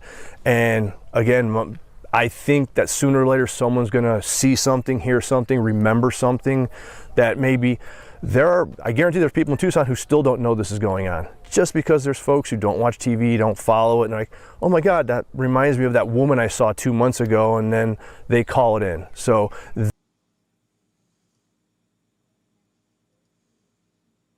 that's how it's going to help. You know, I keep saying I hope someone has the compassion for the family to just say, at least, hey, this is what happened, this is what's going on, so they get what they need. But at the same time, you know, the likelihood of that happening probably is minimal. But as long as folks like you and Savannah can keep it in the collective consciousness a little bit, it's going to help. And, you know, I've been gone for a couple of weeks now. What's the mood like here? I mean, are people still talking about it? How would you describe it? It's definitely slowing down. You know, internally at the Sheriff's Department and the FBI, I haven't talked to those folks too much recently, but I know they're still working it. Locally, you're not seeing it as much, but it's still out there. You know, instead of being the lead story on the news, it might be 3 or 4, you know, snippets in, but and it's not an everyday thing. But if something happens, if comments are made or there's something that's going to help the case affect it some way, then it's definitely going to shoot right back to the top. It definitely hasn't been forgotten, and I don't think, you know, with as much you know, light that's been shining, I don't think it's ever going to just disappear until something does happen. Do you still have faith that it'll be solved? Yes, yeah, absolutely do. And I keep saying this, as a retired law enforcement, it's going to be solved. It might not be solved for a year, 2 years, 5 years, 10 years, but it will be solved. There's no doubt about that. Unfortunately, so time just keeps ticking. Hopefully it's sooner rather than later, so whoever did it can get the justice, the family can get the justice that they deserve, and we'll go from there. Anything else, Bob, you think is important? Just, it's keeping it out there, you know, and also remembering that, you know, this is unique because of who Savannah is, and there's other folks who are going through this, you know, and I'm sure that there are families who are sitting there thinking, how come my family doesn't get this? And, you know, I can say as much as I can say that I do know that the Sheriff's Department does give that same amount of effort to everybody. You know, this is such a unique type of case where someone has disappeared in this manner for this long with this little information. But they have worked cases like this where weeks and months later they find people, they find them across the country or elsewhere. So, you know, don't think that the normal person isn't getting the same type of police work, because they really are. This is just getting the attention because of, you know, who Savannah is and who her family is. Yeah. Yeah. Yes, I do think it'll be solved. I do. I really appreciate Bob for taking the time to talk with me. I've only been gone a couple of weeks, but it is kind of weird being back out here in Arizona. Just kind of saying hi to all the neighbors again, kind of reconnecting with everybody, talking to my sources. I've got a couple of things that I'm going to work on this week out here that I've been planning, so I'll have more for you on that later. It was interesting seeing the backside of Nancy's house like that, just because, again, unless you're here and you see the neighborhood. And I think there's too many people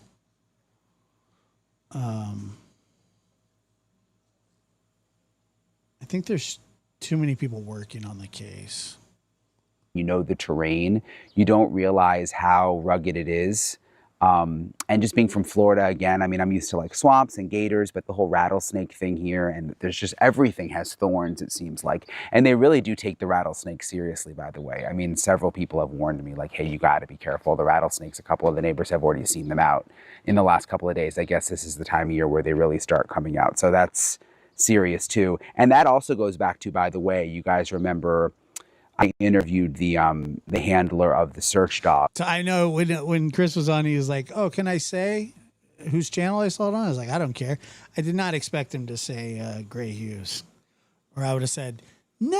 No, I'm just kidding. This was a couple of weeks ago, but the conditions here for like canines and for search animals and for police canines it can be really intense. I mean, they get thorns in their paws. They have to wear booties, which is another reason. Just it's rugged terrain to search. It's really, really rugged, even in the neighborhood, even in Nancy's neighborhood like this.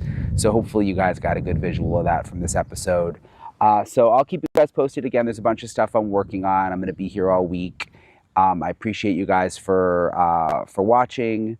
Got here late last night, by the way. I actually flew into Phoenix and then drove here to Tucson, just because there's more direct flights to Phoenix. So it's kind of a late night. It actually rained last night, which is totally clear today. But everyone was making kind of a big deal of the rain. I think the rain was closer to Phoenix, though. But anyway, I'll keep you guys posted. Hopefully I'll be able to dig some stuff stuff up this week, and appreciate you guys for checking out the channel, for subscribing to the channel, for supporting my work. And I'll talk to you guys later. Let me see here. We had a $1 million reward on a cop doer here. Took 7 months to nab, but they did. Really? 7 months. Wow. I'm sure that was an extremely high profile case. All right, on to Banfield. I saw somebody called me an immature weirdo. Oh, you're so serious all the time. Oh, you never watched somebody grab their crotch before and laughed about it. I mean, it was funny, dude. He's like he's on a very prominent show that like 400,000 people are going to see him do that. Big friggin' whoop. You're so superior. Woohoo. Hey, everyone. I'm Ashley Banfield, and this is Drop Dead Serious. Okay, so this is chilling details about the perp got inside. Okay. Yes, thank you so much for being here. I have big news to share with you. This is sort of the biggest... Forensic folks who were there. Oh, my God, we just had this guy. All right. It's right here, and it's free, and it's easy, and it's cheap, and it's great because I will give you updates, and you will not even have to look for them. They'll just boink. They'll be in your inbox. And thank you for members. I appreciate you guys joining as well. If you want to be a member, there's another thing down there too. It says join. So let me tell you, from the beginning. Yeah, if you want to be a member, you can join our channel. Beginning, day 3, I had a source that told me back door wide open, right? And a lot of other stuff too. But let's just focus on that for now, because that's the information I'm getting more on today.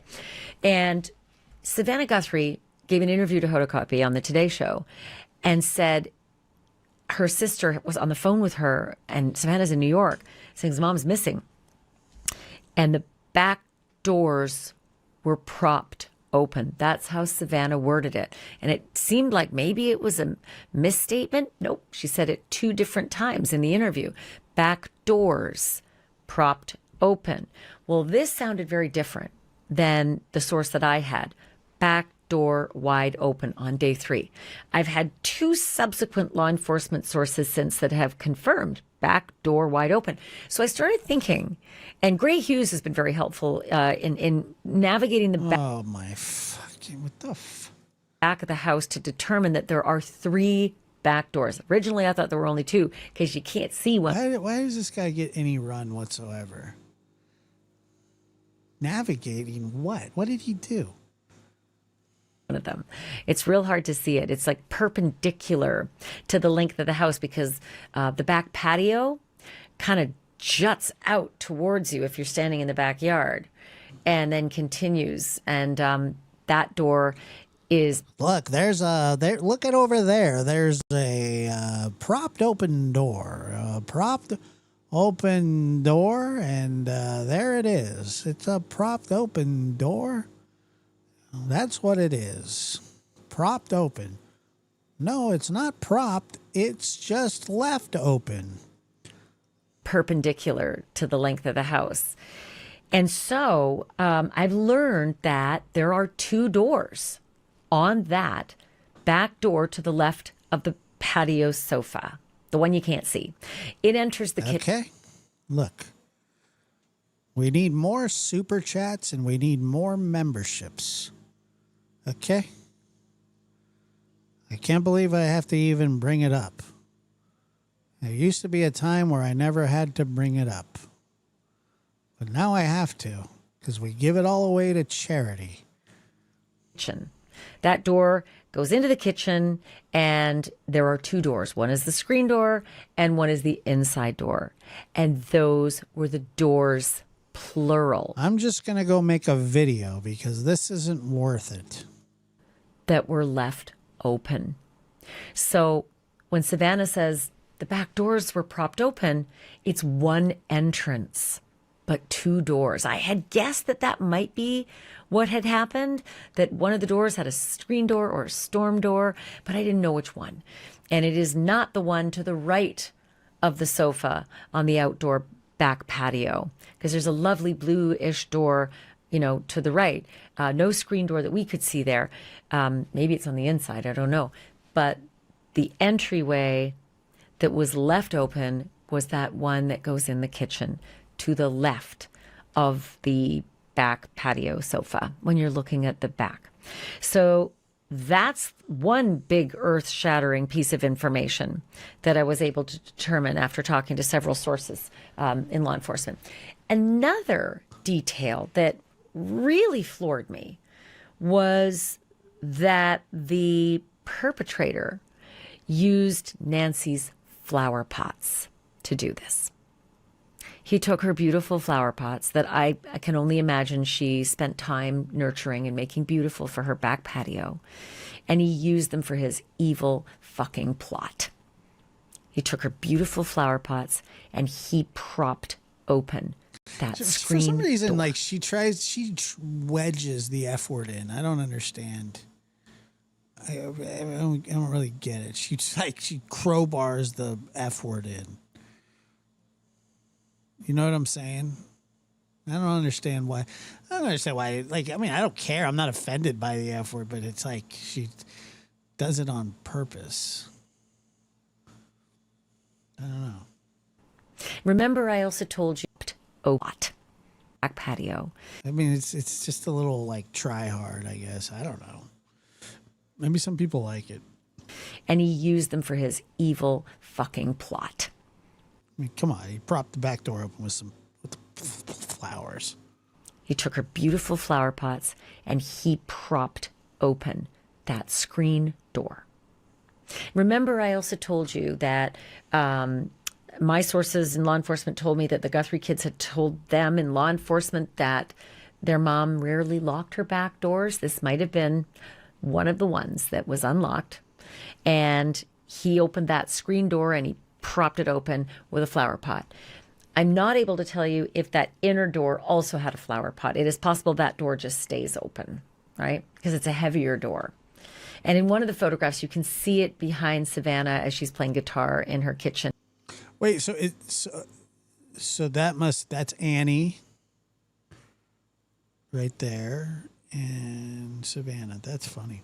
I didn't know she played the guitar. And Annie's off to her left at the kitchen window, the kitchen sink. That kitchen sink and window is sort of just overlooking, what would be the flower pots. It's just so frustrating to think that filthy, vile beast deflowered that kitchen, that entrance, that family home. That he did.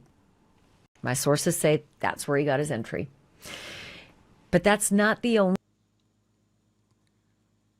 deflowered only thing that he did.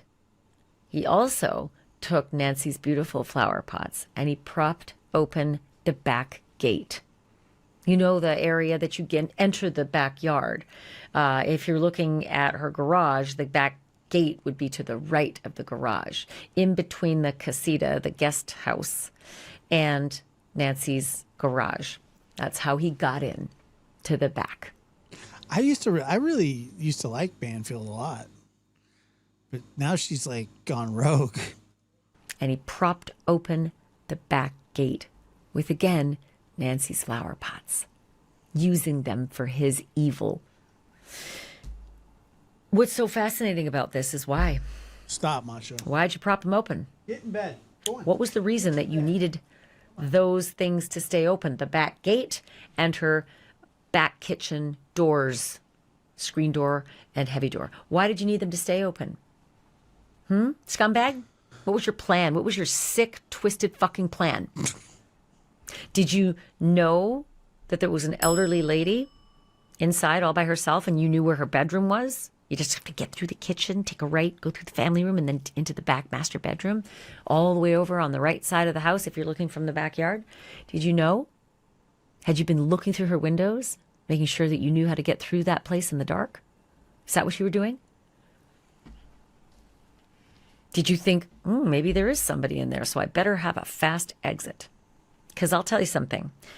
Lindsay, my producer, and I, we went back in time to look at other sick, twisted criminals who break into people's homes at night. And if you look back at the Golden State Killer, James D'Angelo, right? Joseph James D'Angelo, he had a habit of leaving doors and windows open. They swear more than I do. Like, I honestly make a concerted effort not to say the F word. Now, sometimes I'll say, shit or something, but I really try not to. So every now and then I will, but I try. I really, really, really do try. Why? I don't know. So he would have a rapid escape route if something went sideways. Maybe I should just start cussing more. He was doing his dastardly deeds inside. He had pre-planned it too, because apparently he used to stalk his victims beforehand. Actually, we knew that from the trial. We knew that he would stalk his victims in advance. And there's talk that this guy did too, right? Because even though Sheriff Nano says, I don't know that we can really trust that the picture of the perpetrator without his backpack and without his gun, we can really trust that that's from a different night. Well, Fox Digital, Michael Ruiz, has 2 law enforcement sources who said it's from the 11th of January, 2 weeks before Nancy went missing. So if this guy was stalking Nancy and stalking the house and finding where the back door was unlocked and finding where the spotlights needed to be knocked off, and smashed, right? Because we saw them hanging there. We saw those spotlights That was an inadvertent bell. I apologize. Dangling by the other back door that goes into the garage or to a storage room. I didn't say there's anything bad about them. I'm just saying that, I don't know. They're considered rude. I mean, isn't everything man-made, basically? I guess flowers and stuff grow, but still. We're not sure what's inside that door, but it's not necessarily the house. Maybe he took those lights out 2 weeks early, knowing I'm coming this way. I'm going to prop that door open. I'm going to come in this way through the back gate. I'm going to prop that gate open. Those spotlights won't be on anymore because I busted them early. And I'm going to go over, and those doors are often left unlocked. According to the children, Nancy would leave her back doors unlocked, oftentimes. And then maybe he had done enough stalking to know how to get through that house to his victim. But then what? This is what's... Well, the thing, the F word is means fornicating. So it's a slang word for fornicating, which is graphic and could be considered derogatory. So confounding. So then why did you go up the front walk and right up to the front door and disable that camera if you weren't planning to use that door? And eventually you did use that door, because we know that Nancy's blood, according to my source, starts in the front foyer of her house inside, those blood droplets. And my law enforcement sources say they then continue over the threshold and out the front door. And then we've all seen Brian Enton's video and Michael Ruiz's video of the blood droplets on the outside entrance, those tiles, going down the front walk, stopping at the driveway, presumably where he loaded her into a vehicle. So there's a lot of things I've been trying to think through, right? A lot of things I've been trying to figure out. Did he plan to make Nancy walk at gunpoint out that back kitchen door and then out through the propped open screen door, kitchen door, and propped open gate, and then maybe down the long dark driveway to where he parked in the dark, avoiding the cameras of her house, right? She's got a camera at her garage. She's got a camera going out the front. Obviously the doorbell cam. But then did he think, oh dear, I didn't plan for this. Can we get Mrs. Guthrie can't walk that far. Because Savannah's now told us that on a good day, her is so intriguing as we learn little pieces of what happened at Mrs. Guthrie's house. The fact that we now know which of the doors were propped open, and it's just a single entrance. It's Please not multiple doors in the back were propped open. Is any of this sort of surprising to you? Yes and no, not really knowing why or who propped them open. But it would tell me that if it was the suspect who did it, they probably did it to have a quick avenue of egress to get out if something happened or went kind of against their plan. And just so you don't get lost in the house. They're going in, even houses are small. Sometimes people can get turned around. So there's reasons why it could have been. And a little surprising because, it's going to, well, I guess at 1 o'clock in the morning, it's not going to show up too much in the neighborhood, but it is the back side of the house. But still, a propped open door is something that you look at and say, that's kind of weird. Weird, but do you see it a lot, in the investigations that you guys have done over the years? Do you see that a lot?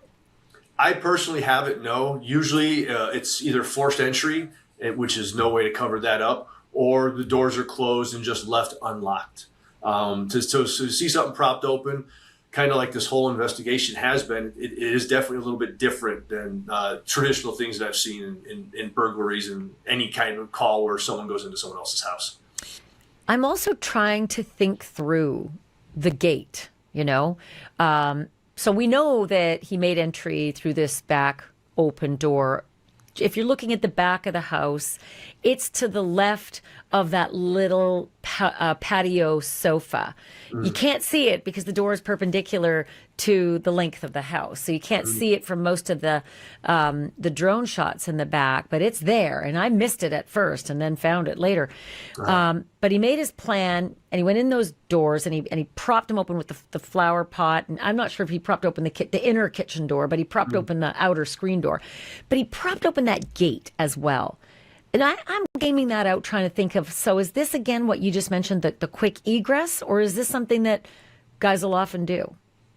Quick egress. If most gates, honestly, most people actually lock their gates more than they lock their doors. So to find a gate that was open, and again, I think we're assuming that he did this because I also say this, it's not that uncommon for folks to prop their gates open. If you're doing something, going in and out a lot, now, maybe not an 84-year-old woman, a little less probability there, I would guess. But yeah, that's, again, the way just the fencing and walls are in Tucson, it's a little different than just your normal cyclone fence and things like that. So sometimes you can't even find the gate. So it's to see both of them done is, I guess, it makes a little more sense than just see one of them done.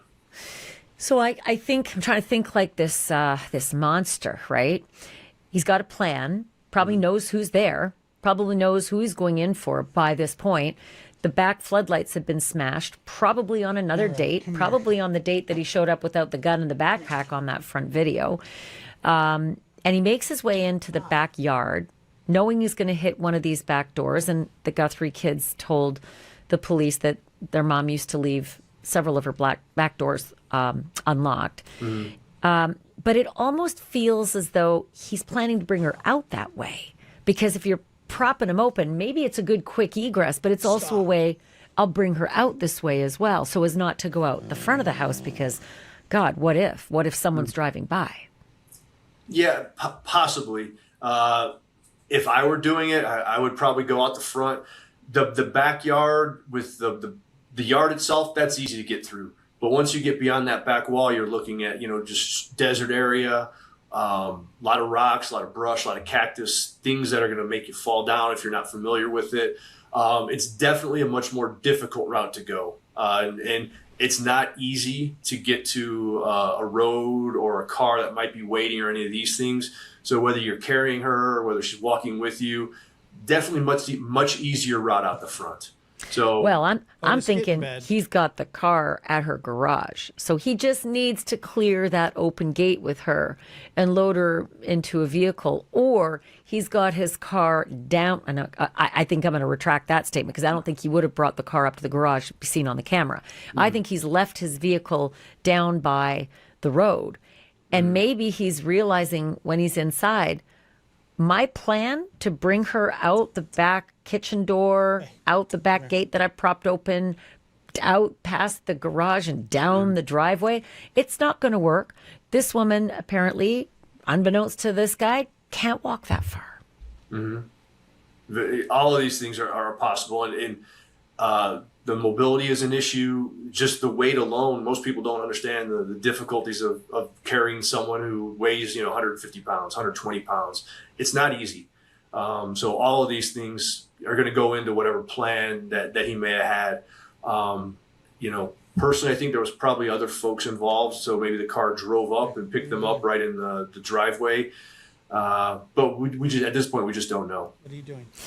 Yeah, I'm wondering. I'm not so sure about a second perp. I don't know. I feel like there's no honor among thieves, and there's $1.2 million at stake right now. So who knows? But I wonder if of course, the idea to give yourself a quick exit and run and get to your car would be a reason you'd leave those propped open, but also would be a reason I can just walk this woman at gunpoint. I don't have to carry anybody. But lo and behold, no, you can't. You can't walk her at gunpoint because Savannah let us know on a good day she could make it to the mailbox, but most days, no. So thinking like a thief, if you're back on the force, how are you now gaming how everything went down inside that house? Probably not according to plan, because whatever that plan is, things I think clearly didn't go, excuse me, a way they were planning those to. However they decided to take her out of the house was that way. There's so many different options. I personally still think it was the front door, and probably just hopefully walking, but again, if someone's walking, they're probably making noise. There's so many variables that go into it. It's also, if he was doing everything via the back, why did he go to the front and dismantle that camera?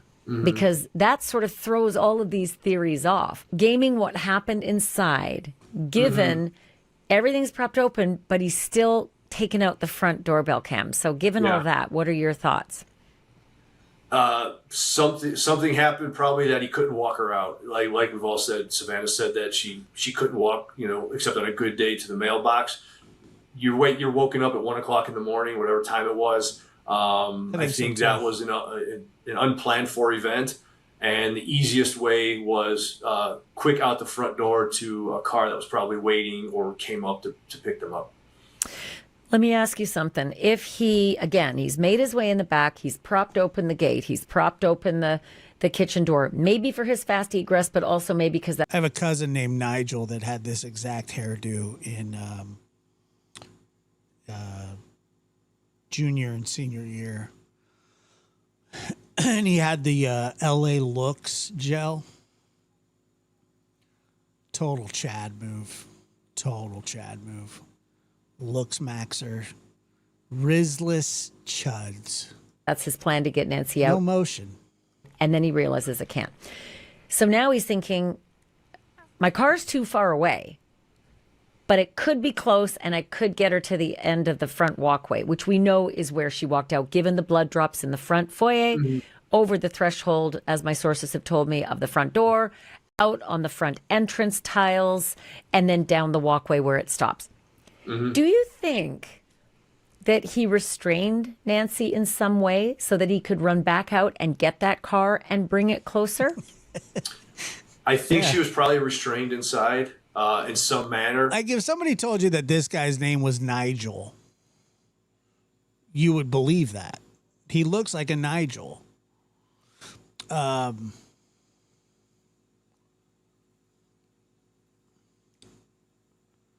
Yeah, he looks like a Nigel. I don't know. But this is where I go back to, I don't think one person could have done this. That's too much going on to restrain, to try and stay here while I go get the car.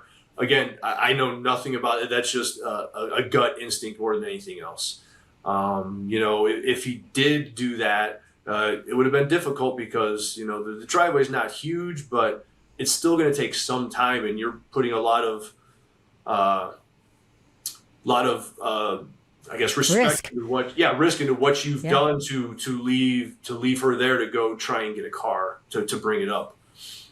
I was wondering if maybe being tied or restrained in some way may have caused the injuries on an 84-year-old woman's skin that might have bled. That might have been part of the reason she was bleeding at that front door. But I still can't get past 2:12 a.m. and 1:47 a.m. because on the timeline, again, Sheriff Nanos, who knows if you can trust what he has put out and if it has to be changed again. But he says that the doorbell cam disconnects at 1:47 a.m.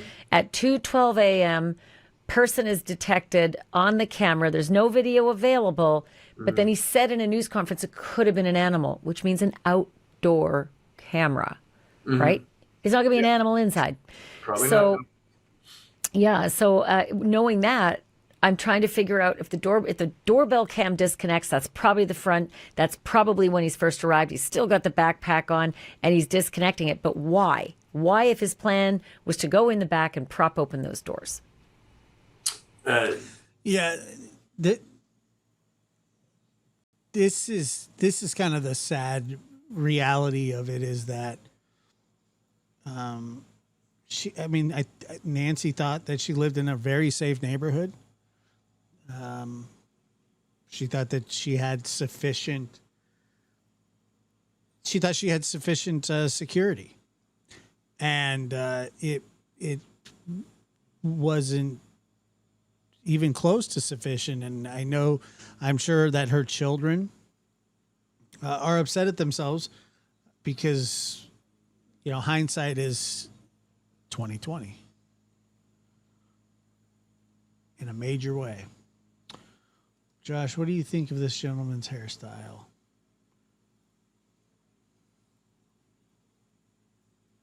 I don't know. I don't want to be mean. It's nice. That's a good question. If I had been doing that, the first thing I'd done was destroyed that camera, ripped it right off the wall. Even if I was planning on using the back door, because that's just another piece of evidence that is going to be brought back to me, like it essentially has. To be honest with you, it reminds me of like a Backstreet Boy.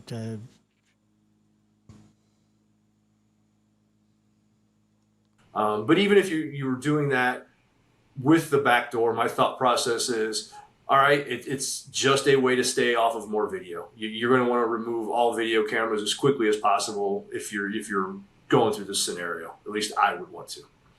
Is it possible that he showed up, left his car out on the road, walked up that horrible moment where we saw him on cameras at 1:47. He manhandles it. And eventually, I believe he took the vines and pried the camera off. But, another source said the cameras were smashed off. There's glass shards that were witnessed down below by Michael Ruiz of Fox Digital.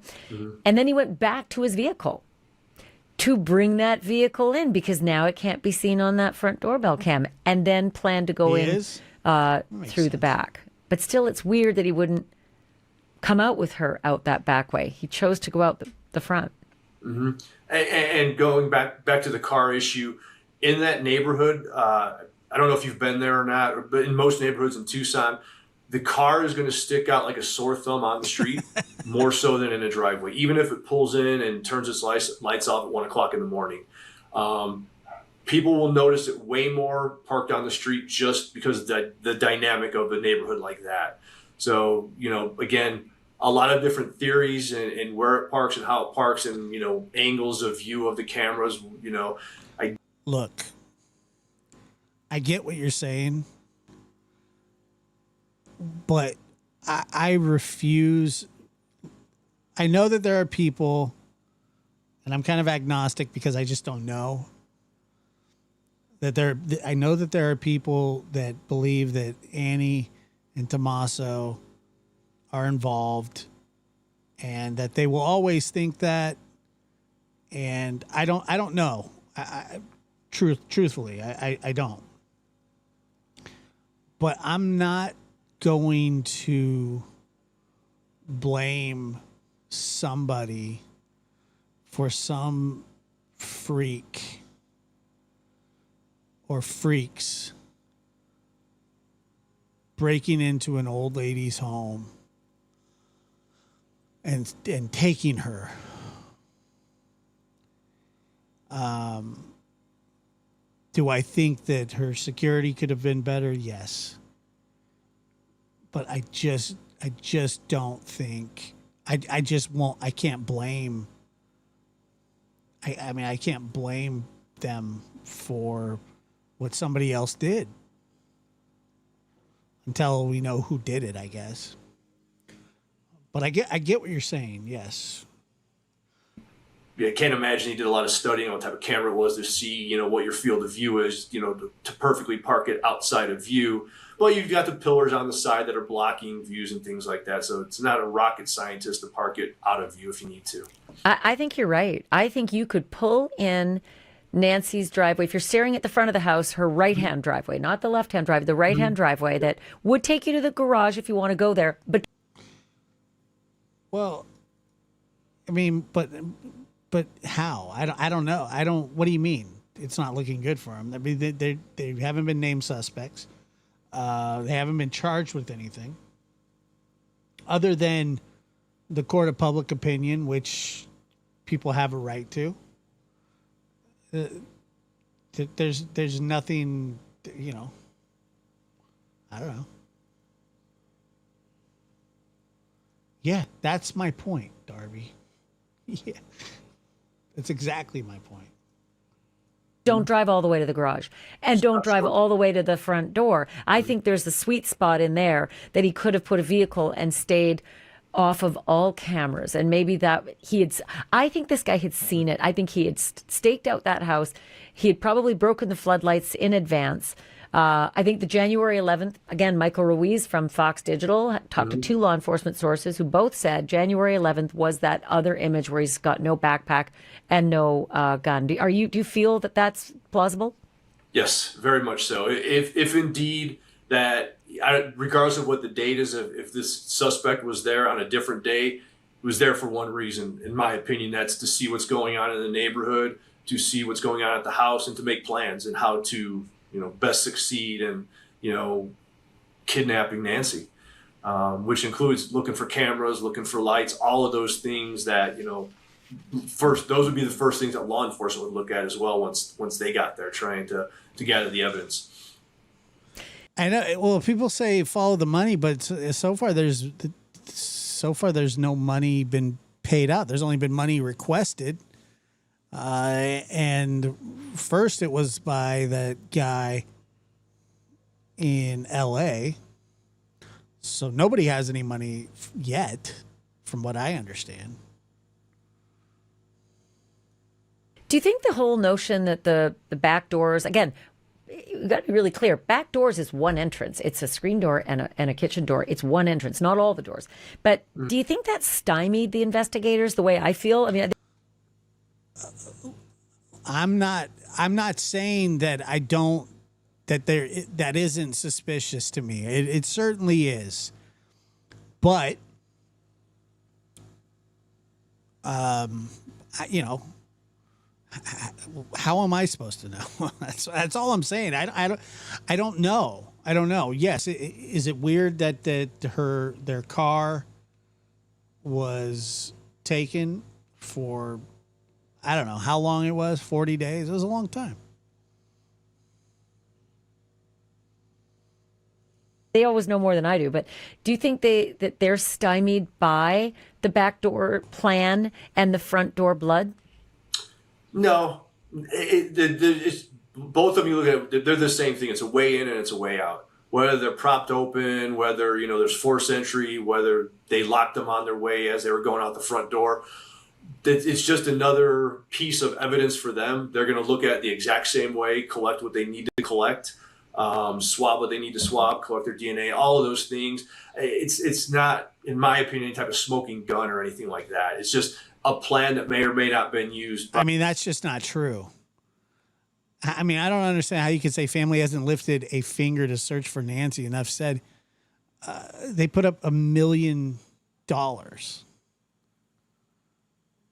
million. Where are they supposed to search? Where would they even begin to search? How?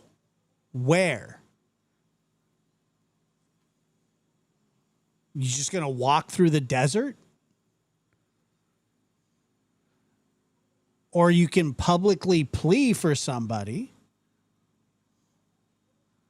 and put up an insane amount of cash, which they did, which she has. By the suspect. Do you think Annie and Tommaso don't have that kind of money? It's fair to assume that they would have focused real heavily on those door handles and those flower pots for the possibility of They have made pleas online. his DNA, because again, he's got gloves on, but he's got a light, I think, in that mouth of his, and it had to go in and it had to come out, which means those gloves probably have some DNA on them, which means anything he touched with those gloves. So do you think they? But where are they going to? That's what I'm saying. Where are they going to go search? May have gotten the mixed DNA sample off the flower pots with the door handles. It could have come from anywhere, but those would be primary places to swab, to test.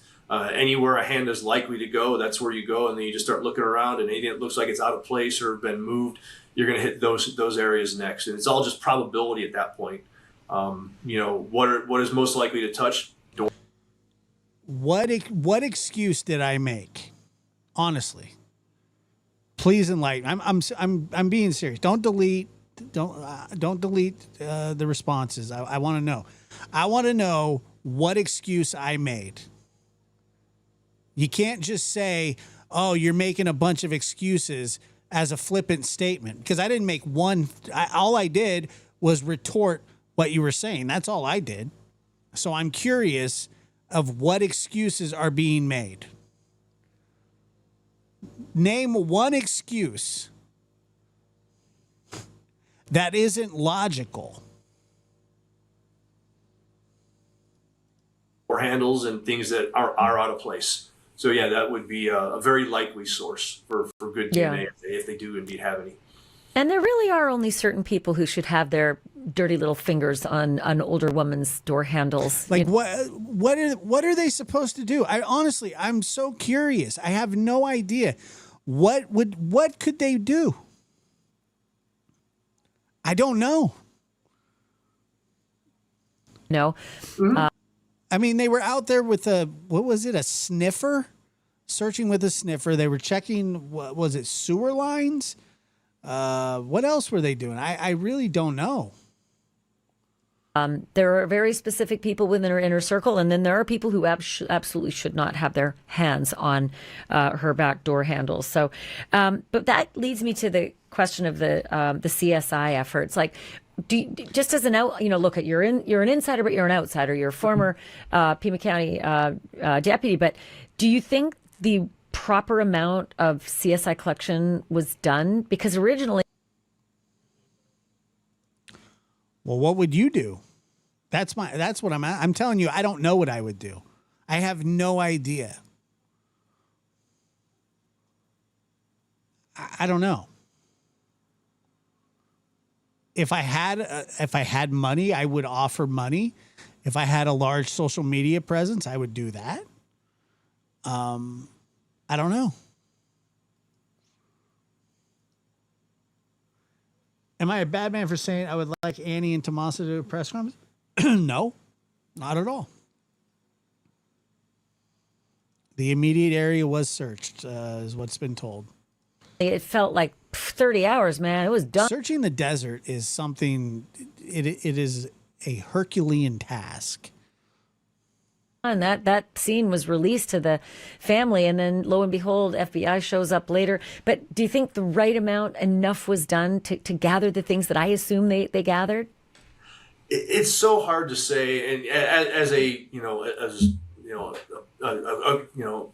armchair quarterback the next days, maybe they should have kept it longer. But I've said since day one, I've worked. Even if they did say something, even if they did have a press conference, it would. All it would do would cause more speculation and more agita. It would cause more of a spectacle, probably. I mean, basically, you're feeding the beast. They're already being accused and incessantly. And you look, I don't care if you think they're involved or not. I'm not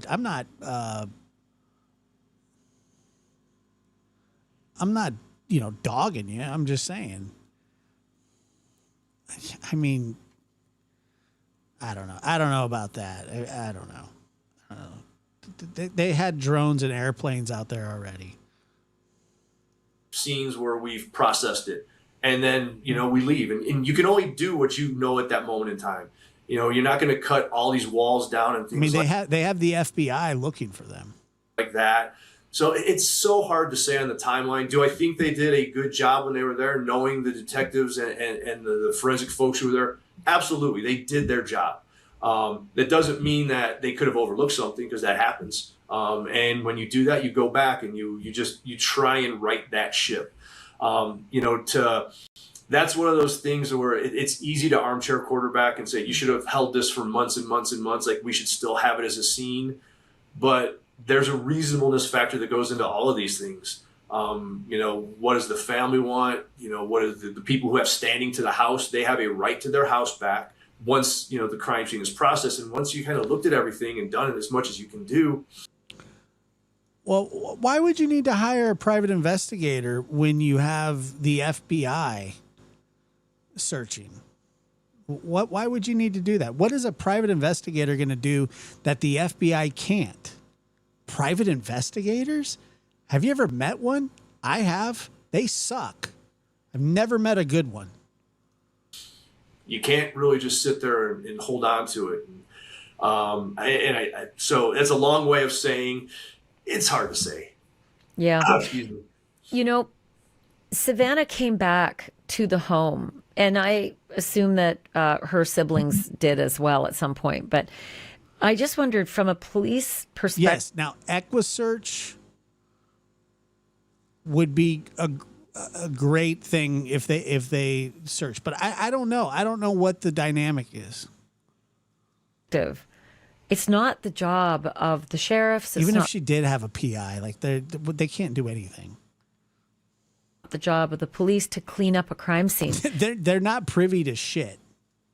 It's a horrible thing, but it is the job of, calling there are services. There are literally services that do this.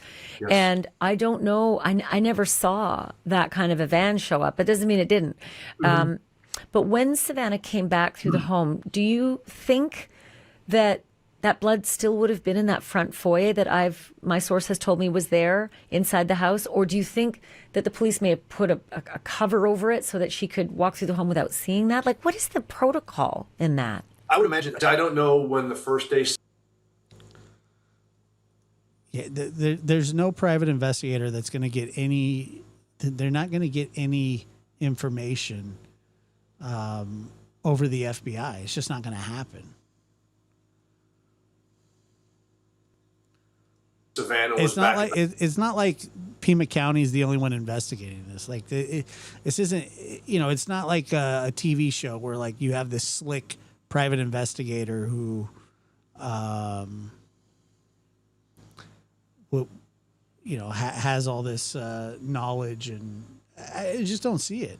The house was. But my guess would be that the local family would have already been through there relatively quick. I would have, if I were running this type of call, I would have wanted them there as quickly as possible to be inside that house, to tell me, hey, does anything look out of place? What's going on that's not normal to this house? So whether that's one of the other siblings or son-in-law or whoever. As of now, YouTubers handing out flyers paid for donations from subscribers, not the family, make it make sense. Yeah, but who put up $1 million? Did YouTubers do that? No. You keep forgetting about that. I don't know why you keep forgetting about that. But someone who has an intimate knowledge of the house. $1 million. Going back to the other question, probably, unless the family cleaned it up once it was initially turned back to them. And from what I saw... I mean, you keep saying that they've done nothing, but it's like, come on. That's just not true. video. And I get it. I get the want for a pound of flesh, and I get that people want people to be held responsible. But just to say flippant things like, well, YouTubers are handing out flyers. Yeah, well, they didn't put up $1 million. Still photos. There wasn't a lot of blood. At least what law enforcement considers a significant amount of blood. Some drops here and there, easily wiped up with a paper towel and some bleach or however you're going to do it. But yeah, unfortunately, and that's some of the hardest things as cops you have to do. It's like, all right, we've done our job. Good luck with the rest of this. And typically we'll pass on information for services and things like that. But that's part of that side of the I'm not saying that. I agree. I agree that passing out flyers is a great thing. Job that nobody ever thinks about. Who's going to clean this mess up? And like you said, there are services out there. So was it probably still there? Unless the family cleaned it up, yes, it was probably still there. And I'll bet you, Bob, honestly, the media was there instantly. But Julie, where are they going to search? That's all I'm saying. Where? On Monday, Sheriff Nanos had a news conference because it was such a big story. 24 hours after it had happened, it was a very big story. And I don't think anybody noticed or was able to identify that family members had come that next day to clean up. And probably the opposite. We saw no family members for weeks because they were in hiding. I mean, they had, Savannah talked about it. They got a couple of places that they moved between, and they said the media was closing in, so they stayed away. Right. So I just wonder if on that day, weeks later, that would have been such a difficult thing. Well, and you two bad actors, I'm with you. I understand. But that's up to that's up to the sheriff and the FBI. Now, but they would need help they would need help knowing where to search. Police had been involved in mitigating how awful that was, or would that have really been up to them to sort of deal with what the crime scene presented? You'd tell them what they were walking into. You wouldn't want them to walk into something blind. And again, if there's the amount of blood at the front area, whether it's inside or outside, wasn't a lot. And that's why I still would guess that the family probably would have done some cleanup, at least on the inside, especially if they were there within those first hours before. But that's the thing. That's the thing, Rod. Nobody knows, do they?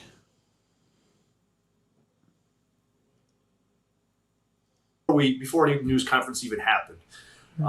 Now, again, if it was a crime scene, the investigators, I would hope, would not have let them clean anything up until it was turned back over to them. But in that first 30 hours, right after that, but I personally, if I were passing on the information, I would absolutely tell them. And that's usually when the conversation would happen. Well, what can we do about that? And all right, here are some resources for you to try and, so no family should have. Well, I mean, it's not like she wandered off. Like somebody took her. I don't think they took her to Mount Lemon. Somebody took her and is concealing where she is. It's very hard to find people. Have to clean up a scene, period. It is unfortunate that, law enforcement, fire, it's just not part of what we do. So there are these folks who do it. And, that's why we can kind of help and guide in that area. Yeah, yeah.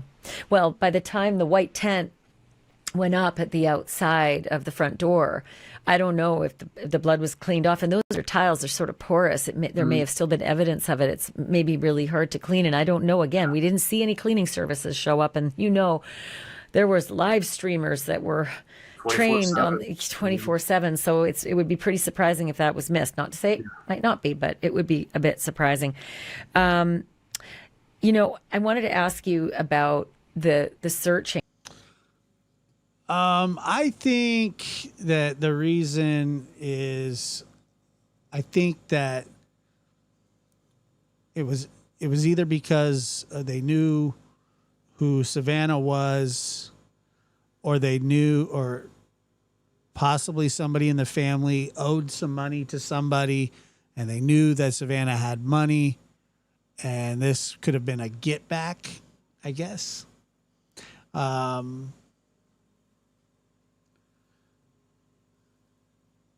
think that it was. I'm not convinced that. I'm not convinced that somebody didn't fall in with bad people at some point.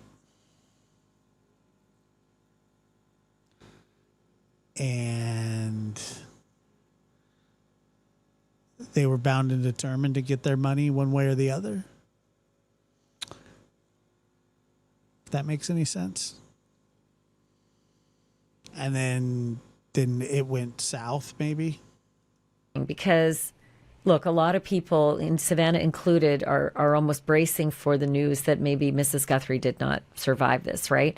And yet, that would tell you that there may be a body somewhere. So do you have any idea why the sheriff would rebuff the efforts of the Cajun Navy, a well-respected group that's been around since... I think...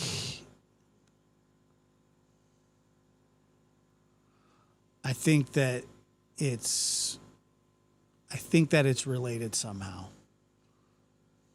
Katrina, at the least, offering free services to come and help look. There were others that did as well. Any idea why, and whether that was a bad idea or were there redeeming reasons why? Those are one of those questions. Pima County is so vast, Do they need to probably walk through her neighborhood yard to yard? No. And quite honestly, unless they're going to front doors and knocking on people's yards, hey, can I go in your backyard and look?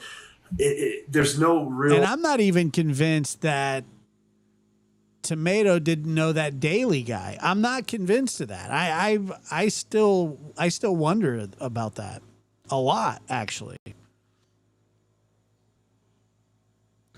I don't know. I still think that there could be a connection there.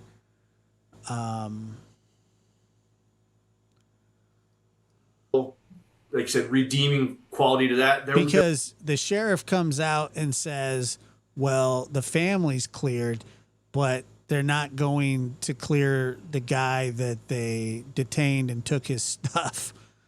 And who is the lady? What relation is that lady that he was arrested with to the Guthrie family? Who is that lady?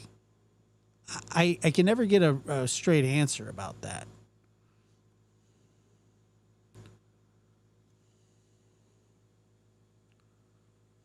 There were air searches done, granted a little bit later than they should have been done. We won't talk about that. But those resources were up.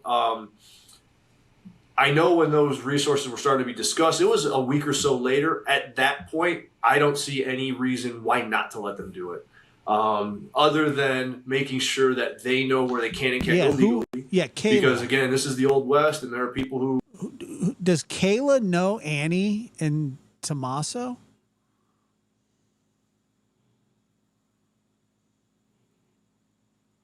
She's a local body piercer.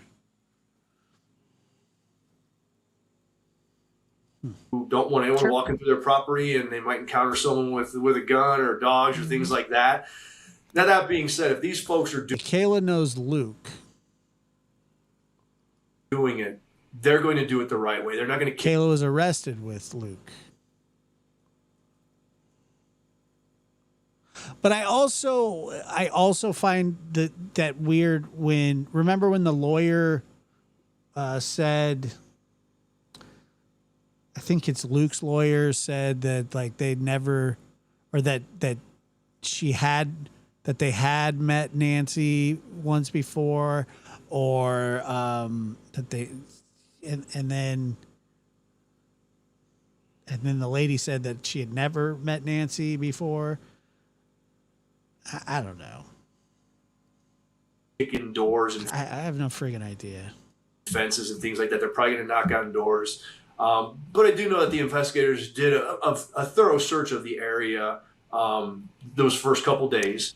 But it's a vast desert, right? That's not yards. It's not private property. No. I would think that they should welcome anybody that might want to bring their resources. Some of the it was Luke's mom. I know, but remember that the lawyer said that they had ran into each other some time ago, and then she was like, "No, I've never met her before." I mean, don't you just little things like that? I mean, not that it has anything to do with it, but I don't know if it does or not. I just think it's weird. These guys are former law enforcement. Some of them have ATVs. Many of them bring their boats when they're, coming to terrain that requires boats. Right. That's why they're called the Cajun Navy. It just feels to me like that's still something that could be done. That's still, especially out in more of the outskirts areas. Absolutely, let them go do it. There's no harm from them looking, as far as I would be concerned. So to answer the original question, any redeeming qualities to have them not do it? I don't think so. I think 1,000 sets of eyes looking for her are better than 50 sets of eyes. Well, that's kind of then maybe he shouldn't say anything, because that kind of is. I think it's a weird thing to just sort of blurt, I guess. But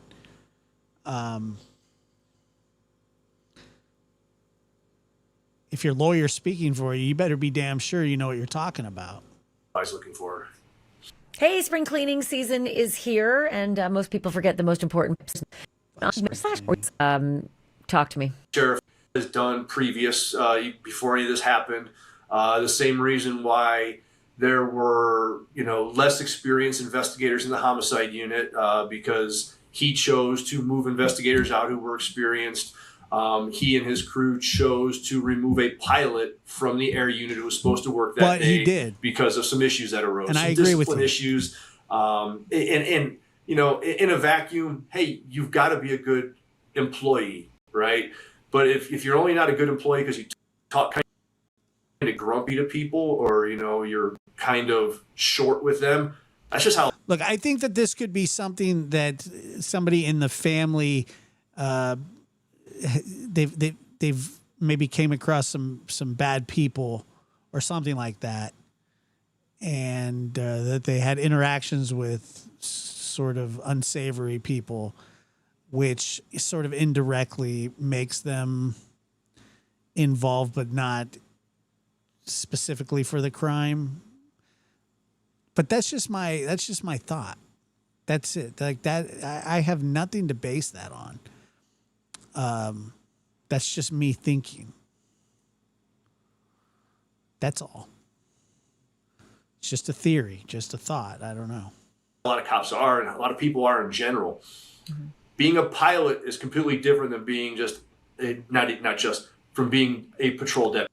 If it's not somebody directly related to her, it's just 1 degree of separation. I think it's somebody that has intimate knowledge and knew the security of that house, and either had inside information because they'd been there before, or was given inside information, or gathered it on their own, something like that. That's my best guess, and that's all it is. A guess. That is a skill that we have literally spent hundreds of thousands of dollars to get you to a point to where that asset, and I will tell you this, that airplane that we have, the airplanes that we have, are the 2 most important resources within our agency.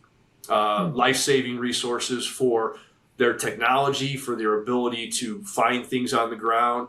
They're more important than a SWAT team. They're more important than a homicide investigator. In the moment, and to have that shelved for even a couple hours because I'm mad at you, that's an unfortunate decision. And that's how many hours are we talking? Hours or days? I heard it was just a few. I heard it was like 3 or 4 hours before at least the helicopter was up. But the helicopter That's why I'm not willing to say that Annie and Tommaso are like the ones that perpetrated the crime, but somehow I think that there's connective tissue there. That sort of they may be the conduit, the conductor, or whatever word or adjective you want to use. But that's where the access came from, whether it was,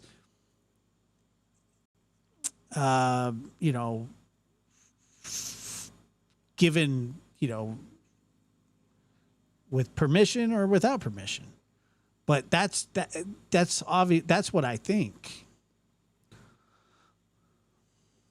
Searching this type of thing, yes, it's a better platform than. I'm not accusing them of perpetrating the crime. I'm saying that I think that it somehow is connected. They're the nucleus or whatever it is. Nothing, but it's still not nearly as good as that. I don't know, because they did take they had their vehicle. They've searched the home.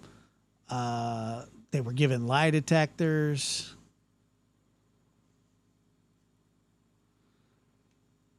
So that's sort of where I stand with that.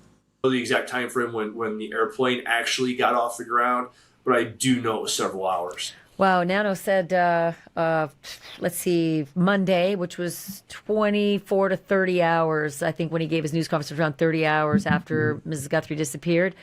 He said, we threw everything at this. We threw our air resources, dogs, we threw our people, and now we're kind of calling off the search. And I thought, hang on, isn't this when you really start? Yes.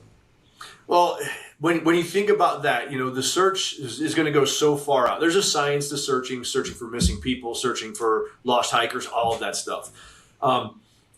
Pima County is the size of Rhode Island and Connecticut combined.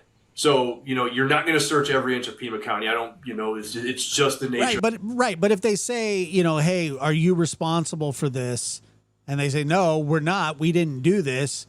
But have you owed somebody some money, or did you fall in with a bad crowd, or did you have a drug deal go bad? Like I said, that's 1 degree of separation. Not being completely responsible, but having something to do with it. We get it. Hey, Make. No one gives a shit about the airport. Nobody has those amount of resources. You're going to search a reasonable area based on the information that you have. And I would hope that he was reaching out to his search and rescue supervisors, because they are the ones who are experts at searching. They know how far to go, reasonableness. Hopefully they're working traffic cameras, which there aren't a lot of, but you know, all the resources that they're using, nest cams from neighbors and things like that. Maybe they don't know. Maybe, you know, I mean, I don't know. Maybe they don't know. Maybe they speculate, or maybe that's why Luke got stopped. I don't know. Because again, you have to be looking for something, and at some point you do have to say, all right, we've done everything. Now, could we search? We're just talking. I'm not arguing with you guys. I'm not disagreeing with you guys. We're spitballing here. That's it. Every inch in a grid search, yes, it's going to take hundreds of years probably to do all of Pima County. So again, that's one of those armchair quarterbacking decisions. We've done this before. The Sheriff's Department has done this before. This isn't the first time a person has gone missing, and you know, they are the experts between search and rescue and the investigator. But I do think that the connection is Annie, Tommaso, and then knowing who the sister is, who can facilitate money. I think there's a connection. I'm not saying they're responsible for the crime, but that they go, well, you know, Annie's sister is such and such. We can do such and such, and maybe we can get her to pay or something like that. I don't know if he went to Italy, to be honest with you.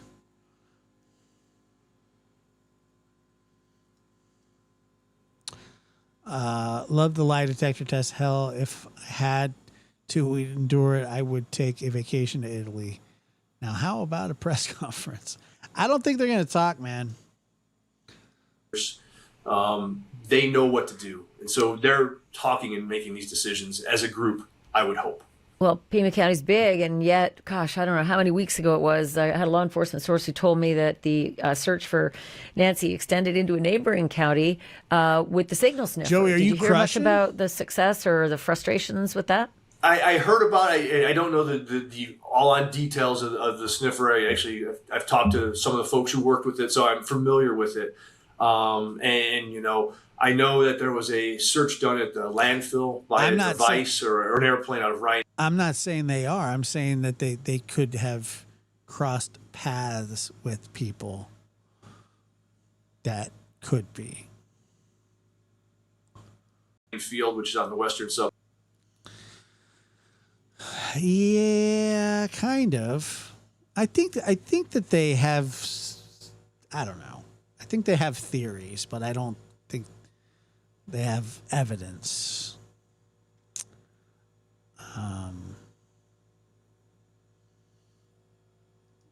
If that makes sense. Suburbs of Pima County, and because I saw its flight pattern and all that, I mean, clearly it was searching for that. It wouldn't just go over a landfill for any other reason. And yet the sheriff said it didn't have anything to do with law enforcement. I find that hard to believe. The timing and that you're not doing a LiDAR search of a landfill for any other reason. And I'm not saying they were LiDAR. If I were a betting man, they were sniffing because that was when it was very hot on the possibility that they could still get a signal from a pacemaker. Well, that pacemaker will continue to emit signals for years. Yes. So do you think that they'll continue to use that LiDAR I don't think effort? he did, no. Or is that kind of like one and done? They will if they get something to go on again, because not knowing, you know, my guess is if it's off a Bluetooth signal, that's a much shorter area. You have to be within a certain distance of the ground, I could imagine. Ooh, like 800 feet. That's what many of the tech experts, the guy behind it, That's longer than I would 800 have. to 1,000. Yeah, that's much more than I would have thought. So it's still viable, but again, how do you do it? You know, resource management. And, you know, one thing I've brought up with some other they may folks, have. There's still a budget associated with this, and it's horrible to say, you know, but the sheriff's department, the FBI, they are a business, not a business, but you know what I mean. They have budgets. They've got limited resources. They've got limited resources. Exactly. So, you know, would I love to be able to fly a drone all over every inch of Pima County for the next however many hours, days, months, weeks it would take to see if we could find it? Yes. Is that practical? It's really not. So again, I've heard that too, but I don't. I mean, I keep thinking I've heard that, but I don't know. I don't have any proof or evidence of it. I've heard that, and it's not uncommon for people to have gambling issues. About when I covered the missing MH370 in the Indian Ocean, and I remember it's smaller than a needle in a haystack, you know, and it was just so frustrating. To that end, do you have any idea about the task force? Like, when does that start to draw down as well? Because it 400 officers drew down to a task force. When does that start to draw down? I think that'll stay in play for quite a while, because if does that start to draw down? Maybe it's a filter. Hold on. For some reason. Oh, her hands look really red, but not on this one. Down. I think that'll stay in play for quite a while, because if you look at what they're doing now, they're following up on leads. If you know, the number that was thrown out there early on was 40,000 leads in the first couple of weeks. It would take months and months to go through that amount of leads. So what they're doing now is probably just that, following up on those, going back out, knocking on doors of folks who might not have been in town, you know, who might not even know this is going on because they don't follow the media for whatever reasons. So I do think that task force will stay in play for a while. You know, you're not going to put a task force together, and it's only been a week or two now that the task force, maybe 3, has been in place. That's going to go on probably until this case becomes cold, and it doesn't become cold until everything has been exhausted, and there's a lot to exhaust in this case. So what's your definition of, my definition of a while is it's 3 hours till dinner. What's your definition of a while? For a case Come back like this, anytime. years maybe, quite honestly. It's until you don't have anything left. That's, homicide cases that go cold, they go cold after years. It's not a couple days, it's not a couple weeks, it's not a couple months. And I think with society being, hey, we need something right now because of our 24-hour news cycles and immediate access to everything, folks just don't understand that. This, concerning is not a word. This is not surprising to me. This is just how cases work. We're only 50, people say we're 50 days into it or however many it is, 60 days. And I'm like, we're only 60 days into 58. Well, I think they did take stuff out of their home. I believe so, and I think they were taking photos. Yeah. Yeah. We're only 58 days into. But I don't know what they were taking, but I think they were seen taking stuff. That's just the tip. That's not even the tip of the iceberg. This is going to go on unless there's a huge break, like you said. Honor amongst thieves. I do think there's a good possibility that someone is going to say something eventually because money talks. I mean, I've heard that, or they're going to find something. I've heard that rumor, but I don't know. Or a video or something is going to pop up, and that might not be for a week or a month or a year or 2 years or 3 years. Someone took someone's car and borrowed it, and it was annoying, and didn't ask, and then brought it back, or stole a car and returned it in a weird way, and you didn't even know, but you didn't think you parked that way on February 1st, or an ex-girlfriend. She may have not been an ex-girlfriend that night, but she may be an ex-girlfriend in 2, 6, 8 months. Yep. That's usually what you guys are, right? You go lick your chops thinking, just wait, someone's going to get pissed off at this guy. And that's usually here's the secret sauce. Most bad guys tell on bad guys. That's how 80% of good crimes are solved. It's someone telling on their friend. Did he say here's the secret or their sauce? cellmate or something because they got drunk or they got high and they said something I think Macho just crapped himself. that they probably shouldn't have, and it's the little crack in the dam that we need, and it happens all the time. But sometimes it takes a while, right? And also the bad guys who do this, how often, they're not professional secret keepers. How often do they eventually let on, like their conscience or whatever it is that's on their shoulders finally lets the floodgates open?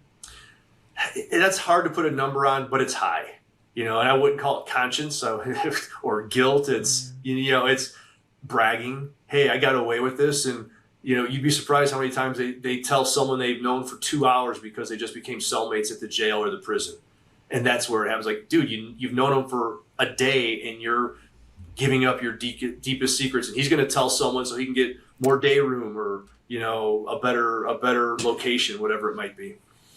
What about confidential sources out there? I know how it works out there. I know the gang units, how they work. Do you suspect that's a really big part right now of this investigation, is getting out to all the confidential sources that the police use, offering all sorts of incentives to say, look, you guys talk. Mm-hmm. Somebody's going to make a whole bunch of money out there if you guys find this guy. Is that part of this? Is it a big part of it? I don't think it's a big part of it. That's more TV stuff. That's TV and movie, quite honestly. Hang on a minute. I am a fill-in host for Dan Abrams on Patrol Live, and sitting next to me is Sean Sticks Larkin, and he was in the Tulsa gang unit for a long time, so he was constantly working sources like that, right? So it's TV, yes, but it's also real. It is. It's more real back in the day. It's weird to say that, but years ago, it's far more practical than it is today. Not to say it doesn't happen, because I worked a task force. One of my last assignments was a Counter Narcotics Alliance, and I do know that they had their sources. So people still do work them, but it's not as active or as glamorous as it might be. That being said, if I knew a bad guy or I talked to bad guys, because there are bad guys who like to give up information for perks. So you can convert Bitcoin into, you can cash it out digitally. You could just sell it off digitally. You can buy Bitcoin with just regular money. You can even do it on like a Cash App. They sell Bitcoin on there. You can buy stocks, you can buy whatever. And then there are Bitcoin terminals like ATMs. Now you're not going to be. I don't think you're going to be taking $5-6 million out of like that. So I don't know, but you can move it around. You can definitely move it around. Yes, I would be working every single person that I knew. And let me ask you, Bob, there's a hell of a perk that's not normal to most cases, and that is the $1 million reward that Savannah Guthrie has put up. Absolutely. Does that, I mean, is that almost like manna from heaven for investigators who do work with confidential sources to go out there with that to say, guess what? Yeah. It's not just the police reward. Yeah, you can. It's like I could go on like the Cash app right now and buy Bitcoin if I wanted to. Let me see. I don't want to. But hold on.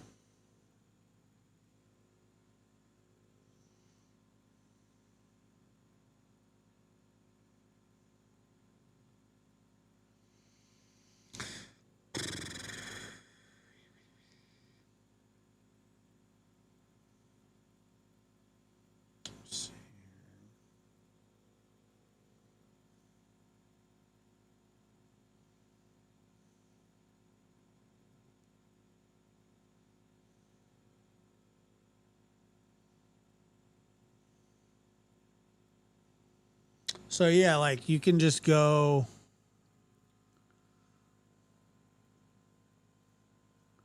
type in like Bitcoin and it gives you the it tells you how it shows you how it's trending in the last day, the last week, the last month.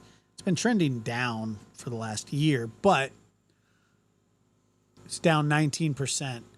But right now, one Bitcoin is worth $67,408.97, and it changes by the second. And like it fluctuates, like pennies, dollars by the second. But all I would have to do is hit the buy option, and I could buy. I could buy as much as I wanted to.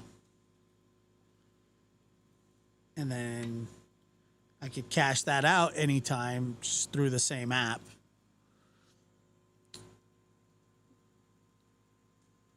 We're going to give you, it's that big $1 million lottery ticket you're going to get. It's huge. When the family put that out, I remember saying that day, I'm like, I think this will be a fact. And it's the most popular crypto currency there is, and it's decentralized, meaning the government doesn't regulate it. Like they can't regulate it. I'm sure that they're trying to. Like I'm looking at it right now, and it's fluctuating. Right now, it's $67,366.45. But in like the next 5 seconds, now it's $67,363. So it just goes up and down and up and down, up and down. Factor into whenever someone decides to give it up. That's going to be a factor. And again, it might not be right away because that pissed off girlfriend is going to happen eventually. But cops will use it, right? Like cops will be able to actually go underground and use that and dangle that out in front of people. All the confidential I've got sources. this carrot for you. And then there's like like if I wanted to send somebody money, I could do it using Bitcoin. Right there it says send or receive, transact with any Bitcoin wallet. It's not the typical. What I think it started at $500. 88 Crime was offering $500 for information. That's typically where it starts. You're looking at $1 million+ that's going to ring true to somebody eventually. Yeah, especially if this guy eventually decides to brag. Although this guy probably knows there's $1 million ticket on his head as well. So maybe he won't have that bravado for a lot longer. What's your theory of what happened to Nancy in that home and then afterward? I think whoever went there with a reason, whatever that reason was. It's hard to say, but I don't think this was any type of random act. I think there were multiple people involved. I think they went there with the goal to take her and get money out of it. I do just from the way they were dressed and the gloves and the mask and all of that. That's not Dressed like Bobbsey twins? Yeah, I don't think they were dressed like Tim's. I think there was a guy sitting in a car, Send it right or now. more than one guy sitting in a car, just like you and I look right now. No. So the mask guy or on anything like the guy that. on camera is the same guy, whether he's got the backpack and gun or whether he's not got the backpack and the gun. He's the same guy. Probably, yeah. It at least appears that way. I won't say it is, but Would there be Bitcoin for a corn dog being sold? Yeah, you could pay in Bitcoin, and then the person could go cash it in. I'm out of here, dude. Thanks for being here, guys. I appreciate you so much. Please hit that like button on the way out. And everybody have a great night.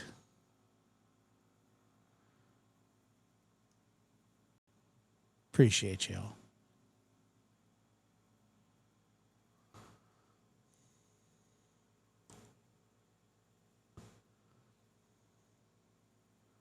I haven't had a corn dog in a long time.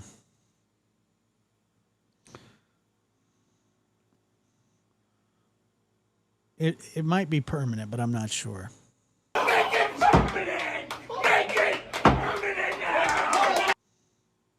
You're going to have the haters, right?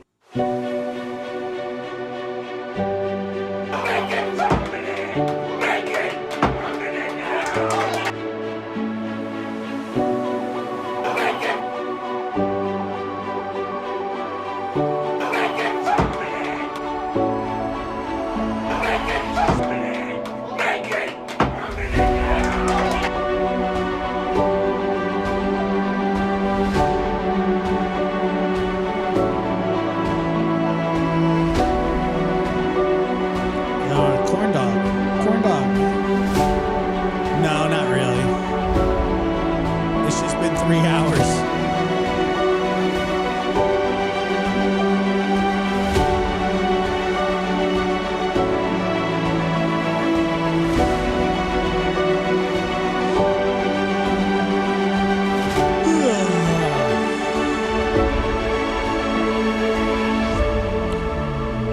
Make it permanent, baby.